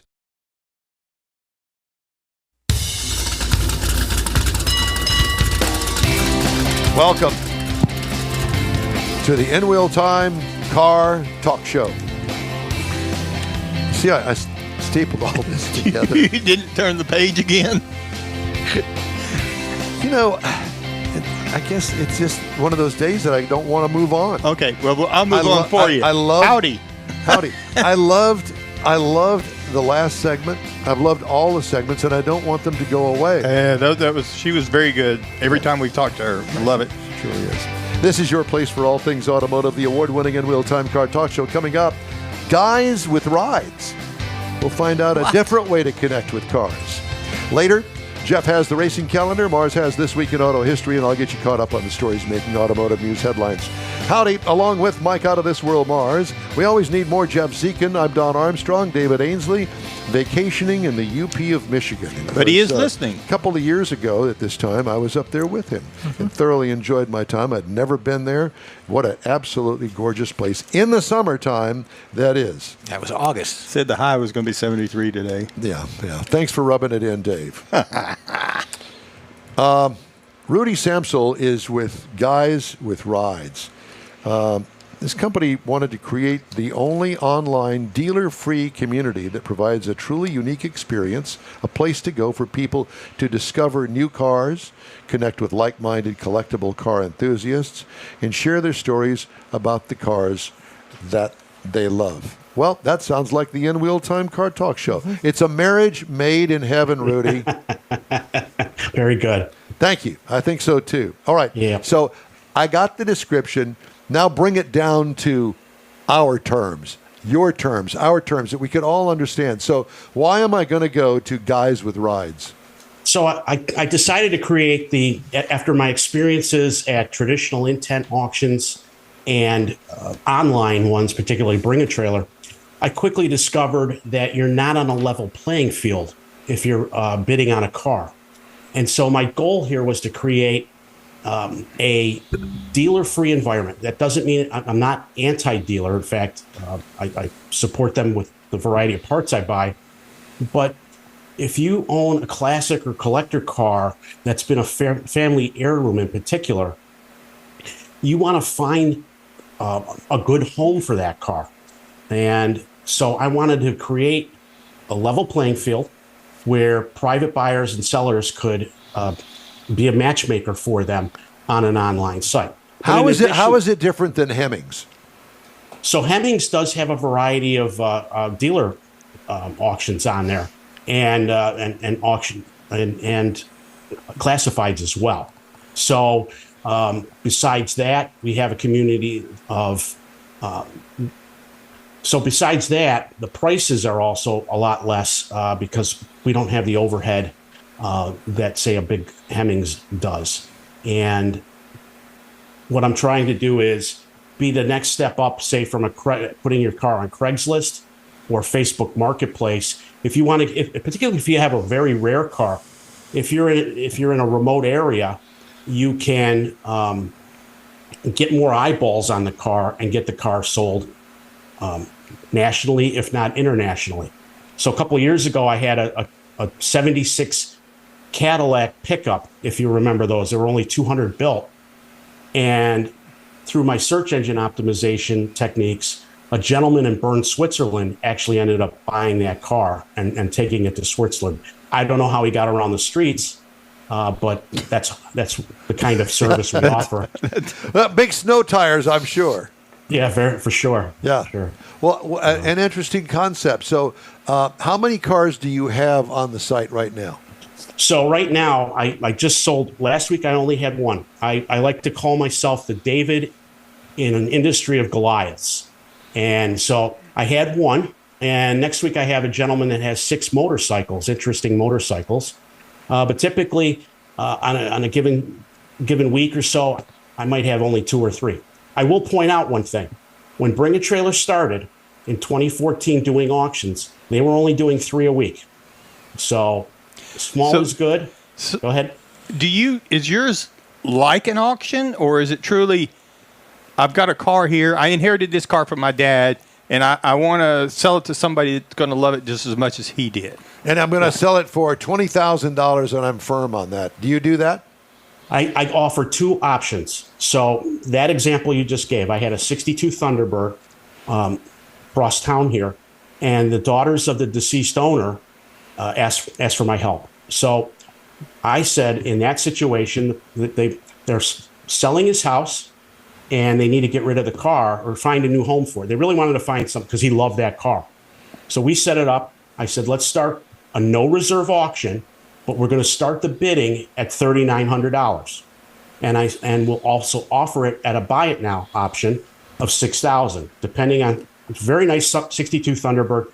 However, it's been sitting for about 5 or 6 years. You can actually watch my YouTube channel and see how I got the car restarted and have it running again. But so ultimately what happened is they agreed to that.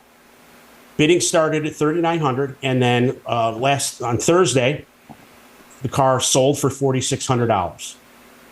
Now, conversely, I have another gentleman he has a 1984 Ford Mustang SVO, 14,000 miles, and he's firm on the price. He's asking $19,500 for the car, and so we have the buy it now, or make an offer listing. So we're waiting for some offers to come in on that and see where it goes, and they can decide whether to stay firm on the $19,500 or accept if it's a reasonable counter offer. All the cars that you're selling on your site, are they all classics or antiques, or can you sell Jeff's Buick Envision 2025 model?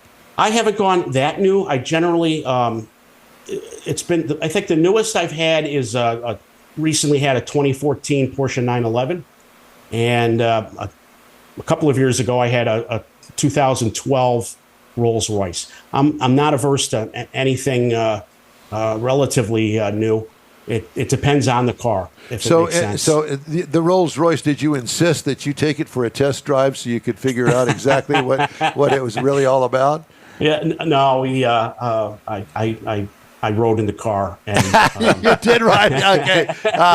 See, I knew he rode in the back. He rode in the back. That's what. Yeah. I had to make sure everything was quiet. Yeah, exactly. Did you take any research? Did you take any Grey Poupon with you? Well, that was already in the glove box. All right. Gotta do it right. Funny story about that car, though.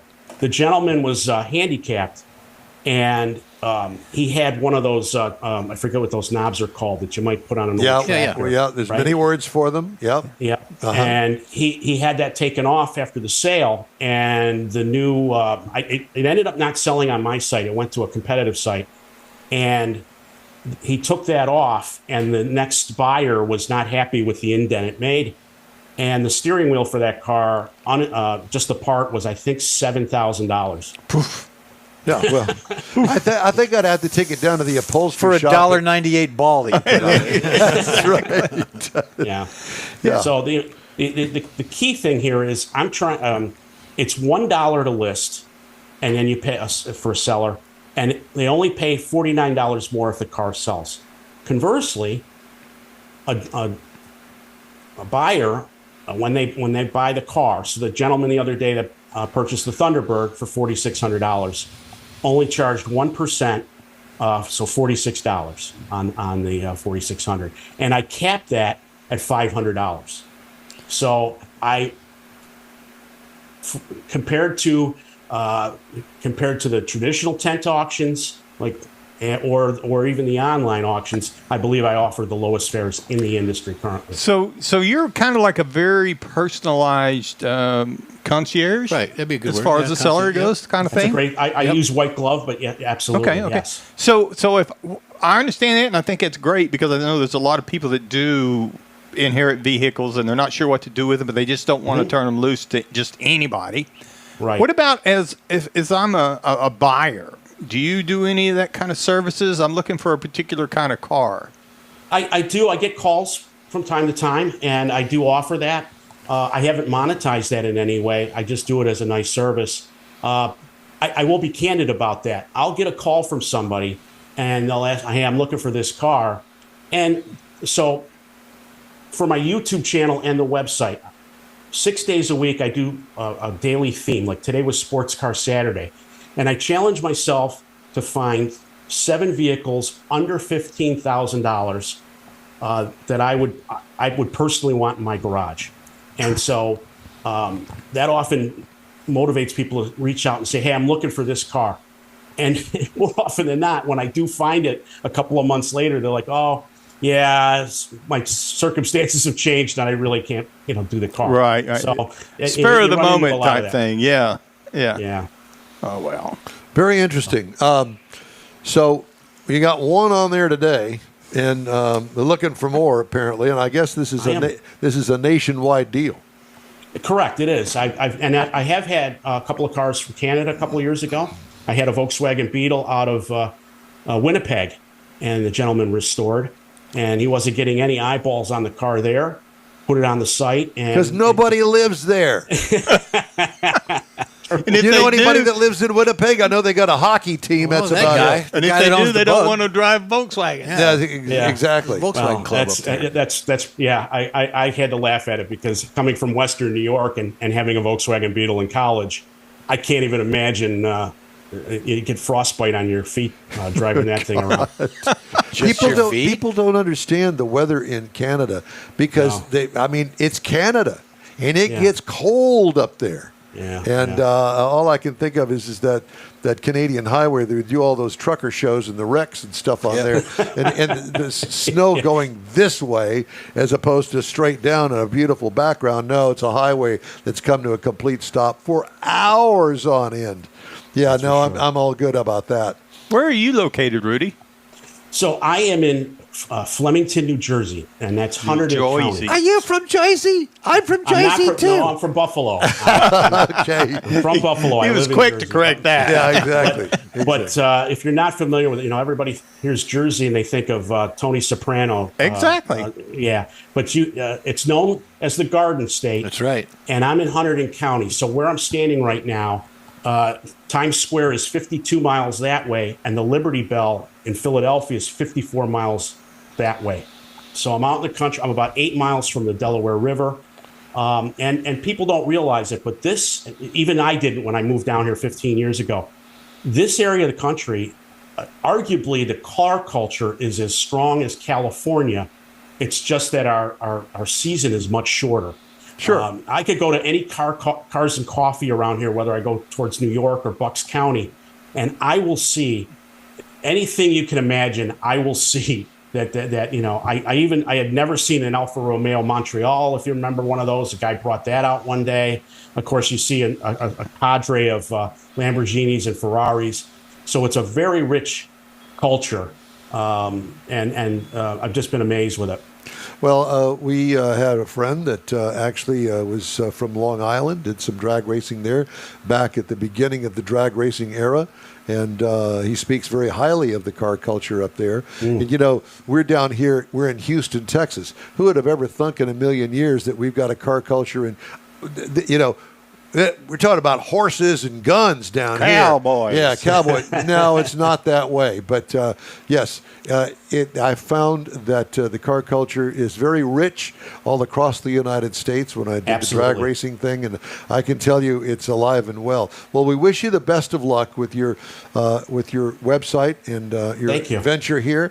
And it's great talking to you and learning about your website, guyswithrides.com, correct? Thank you. And my heart thoughts and prayers go out to all the your listeners affected by the floods last week. Yeah, terrible thing in Central Texas, and we appreciate that, I can tell you.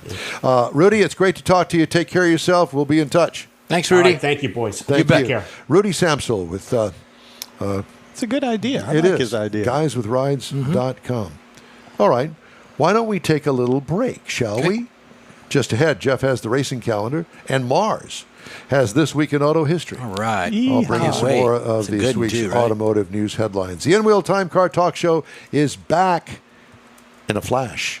The Tex-Mex dining experience is defined by Lupi Tortilla, your destination for Texas's best beef fajitas and frozen margaritas.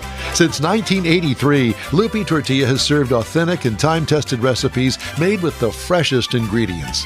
Atmosphere is part of the award-winning experience at Lupi Tortilla, all developed in a little house near Highway 6 and I-10 in West Houston. Visit any of the Lupi Tortillas and you'll see the same attention to detail in each and every location. Start your Lupi experience with queso flammeado and guacamole, along with a classic frozen margarita.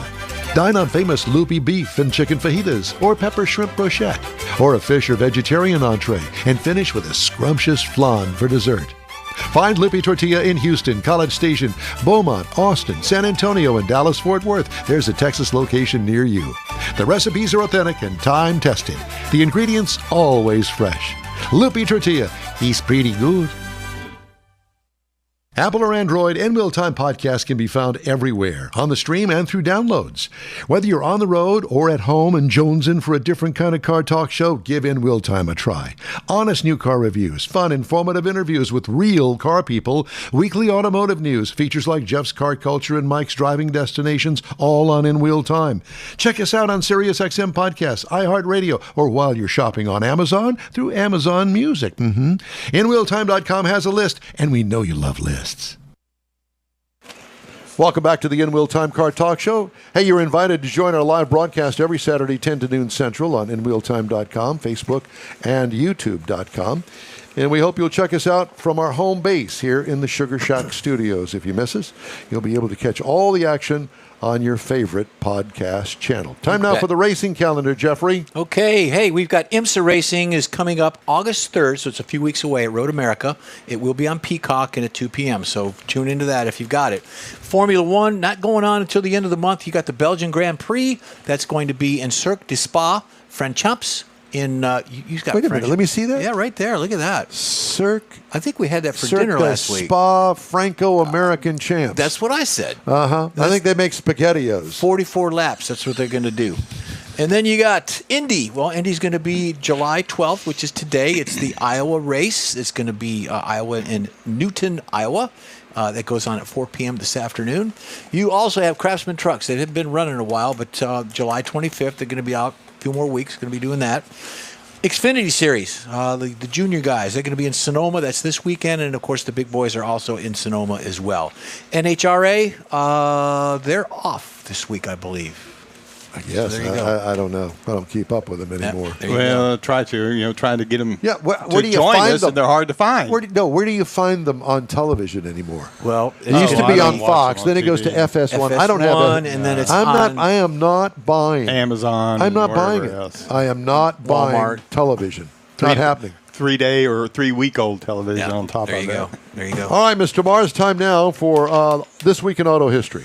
Yeah, buddy. This week in auto history, 1907, Rolls-Royce Silver Ghost sets an endurance record by completing a 15,000-mile endurance race across Britain. Now, this is part of what established their reputation for reliability and luxury. Now, this vehicle was named the Silver Ghost for its quiet ride and silver finish. Now, this also led to the famous slogan, "The best car in the world." A magazine, a journalist dubbed it that after watching it and how it performed in this event. Then in 1910, Alice Ramsey crosses America. She completed a 3,800-mile journey from New York to San Francisco, becoming the first woman to drive coast to coast across the U.S. Now, it took her 59 days to make this drive, and she endured mechanical breakdowns on paved roads, weather challenges. But anyway, this served to challenge other women to get involved. And in 2000, finally, she was honored by the Automotive Hall of Fame for her achievement. Well, she's got a nice jacket on, I'll tell you that. I'm telling you. It's a little toasty. Had lots of Didn't stuff she under steal there. it from her husband to do this? 1928, Chrysler buys Dodge from the Dodge brothers, kind of indirectly because they've been acquired partially by another company. Anyway, long story short, they had a reputation for quality and innovation, which gave Chrysler access to also a strong dealer network and a broader customer base. Now, this is part of what allowed Chrysler to become one of the big three automakers during their rise in the industry. Now they only make one dang car. I thought it was two. Chrysler Pacifica is the only one I know of. I think you're right. Also in 1957, the fabulous Fiat 500 debuts in Italy. It offered an affordable and efficient vehicle for a post-war population, which was really important for the development of Italy. It was a rear-engine city car. It had a 479cc two-cylinder engine with 15 horsepower. The 500 became a symbol of Italian urban life and helped motorize the nation and kind of got them moving after the war. Uh-oh. Then, in July 10th, 1962, Shelby Cobra production begins. The famous production of the legendary Shelby Cobra. Carroll Shelby's vision of combining a lightweight British AC Roadster with a powerful American Ford V8 birthed a performance icon. And to this day, there's kit cars galore out there mimicking this vehicle. It dominated road racing in the 1960s. It became a symbol of American ingenuity. Then in 1996, this one surprised me, GM was the first public viewing of the GM EV1. You know who had one of those? Dan Patrick. I remember Are you that kidding now. me? No, and it was a loaner because he had a radio show at the time. Yeah. And it was a loaner, and I got to see that thing up close. That was probably one of the ugliest cars I think I've ever seen. Well, that may be why it didn't list. It And was those that don't know, Dan Patrick is the Lieutenant Governor of Texas. Yeah, Now- Lieutenant Dan. Lieutenant Dan. Look- Lieutenant Dan. The EV and electric vehicle was viewed by the public in 1996 at the LA Auto Show. It's really the first mass-produced electric car from a major automaker. It was a bold step to zero-emission mobility, and as you can see, according to the world today, it didn't last very long. It was eventually canceled, sparked by public outcry. Yeah, and they bought them all back, I think, or something. Yeah. And they had there's a documentary called "Who Killed the Electric Car" about that vehicle. And that was nobody this would week- buy that. Who would buy that? Dan Somebody Patrick. that has absolutely no taste whatsoever. If it had an outboard motor on the back of it, I Well, think exactly. you could do that. Yeah. Yeah. Let's see how far we can jump it off of the pier out into the ocean. So that what would be you're a good thing. telling Yeah. me is that it's pretty much a boat anchor, is what you're Pretty telling much. me. That's what it Pretty is. much. The motor on the back. This There you week go. in automotive history. There you go. Thank you, Well, Michael. thank you so much for that. Federal lawsuit alleges predatory and deceptive practices by a Missouri dealership involving the sale and financing of a used 2021 Volkswagen ID4. It's an electric, including multiple unauthorized credit pulls, falsified income statements, and forced contract negotiations or renegotiations. No. Frederick and Sarah Evans contend that Sykeston Ford Lincoln in Sykeston engaged in a yo-yo scheme. Yo-yo. By offering credit terms it didn't mean to honor and then offering worse credit terms. The couple took possession of the vehicle. In subsequent iterations of the sales contract, the interest rate rose to 7.74%. The warranty dropped to 100,000 miles, and gap coverage, which the Evanses wanted, was eliminated, according to the suit. May 23rd complaint at Sykeston Ford inflated the Evanses' income on loan applications, submitted unauthorized applications to lenders without their knowledge, and failed to provide them with the paperwork necessary to register the car, damaging their credit rating. Ultimately, in August of last year, a dealership representative went with police to their home and threatened criminal charges unless they surrendered the car, which they reluctantly did. No They take backs. contacted the FBI, Missouri Attorney General, Better Business Bureau, and Federal Trade Commission, but failed to resolve the dispute before going to court. It seeks compensatory and punitive damages under the Equal Credit Opportunity Act, Truth in Lending Act, and State Consumer Protection Law, and for wrongful possession, negligence, and breach of contract. Oops. Oh, so sorry. We have a few minutes Guess here. they're and not I- from Florida. we have a few minutes here, and I wanted to introduce everybody to my lovely daughter, Katie Armstrong, who I've talked about on this show many, many times. Katie, hi. Oh, wait a minute.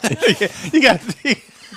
Wait a minute. I see. I gave her the Start guess. over. I gave her See, the I guess. thought you put her in your place, and then you gave her the Well, guess. that's what we That was hooked. the That was plan. special. Okay, That's what we well, hooked go- it up for. now I can hear That was you. 2 hours ago. I had to press the button over here. Hello. Hello. Thanks for coming. So Katie, the world traveler with her satellite company, has gotten a promotion. And she is now the big cheese. The big Kinda. cheese I like rocket cheese. scientist. She gave me that look. No, I'm not. No, just You're part of the big cheese. I'm not the big cheese. What were you saying? Part of the big cheese. Part of the big cheese. Yeah, yeah. The world traveler. That. How was your last trip to Croatia, Katie? Once we got there, it was great, Yeah. but the adventure of getting there was a nightmare. Yeah. The trip from Denver To Frankfurt to Frankfurt, and then the layover in Frankfurt was what?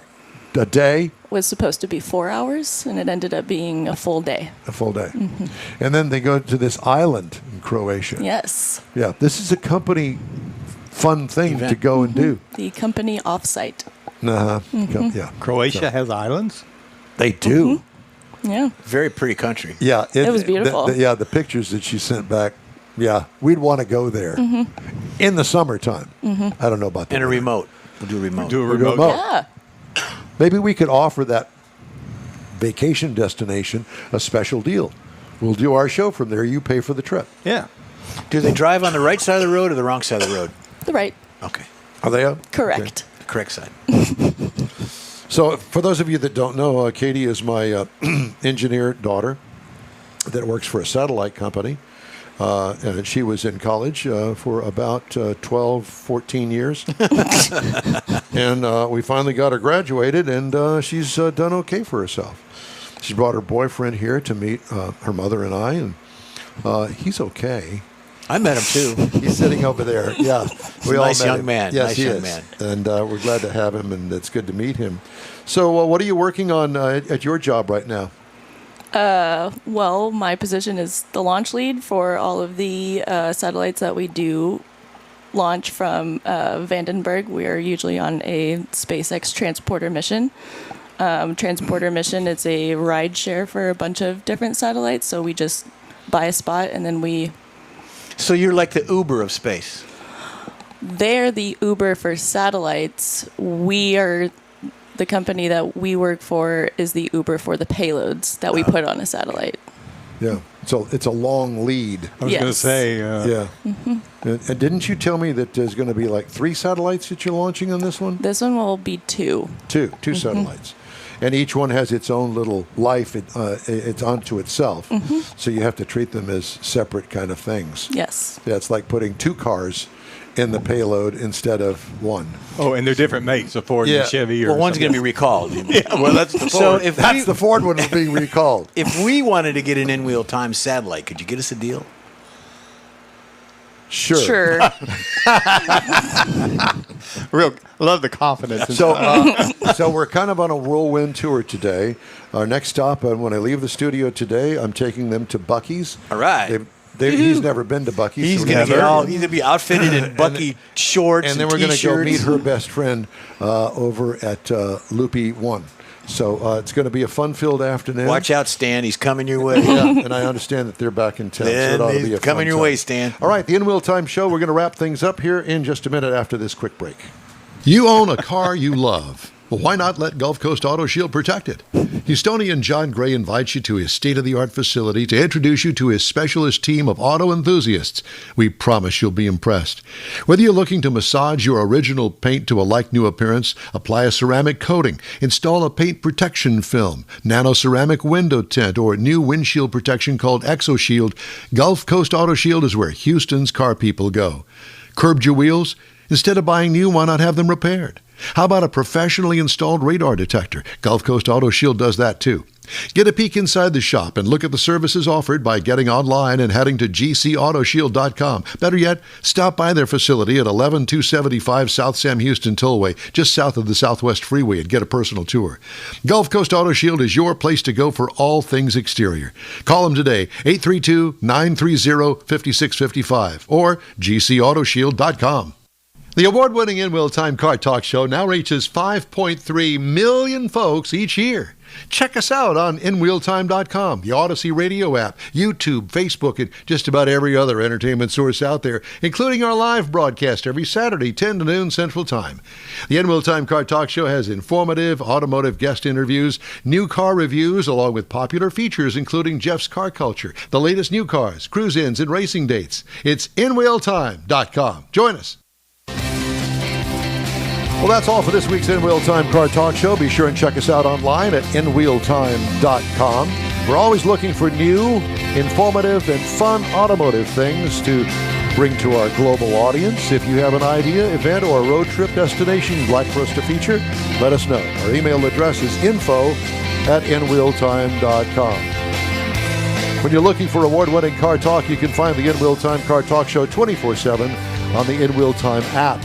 And when you're on the road this summer, grab a podcast from your favorite podcast provider, including the new SiriusXM podcast channel and the Odyssey Radio app.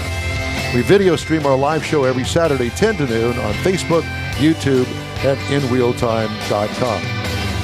The In Wheel Time video technical director is, we always need more Jeff Zekas. Right. The booking agent, video editor, people finder, and do-all, Mike Out of This World Mars, Chief Engineer David Ainsley. I'm Don Armstrong. Thank you, Katie Armstrong. Thank you, Marco, for coming. It's good to see you guys. Drive safe out there, stay cool, and enjoy your summer from all of us at the In Wheel Time Car Talk Show.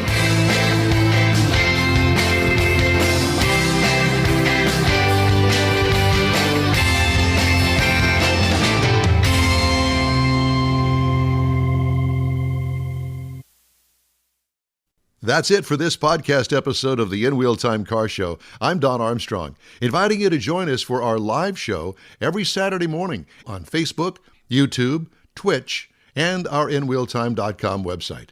Podcasts are available on Apple Podcasts, Spotify, Stitcher, iHeart Podcast, Podcast Addict, TuneIn, Pandora, and Amazon Music. Keep listening, and we'll see you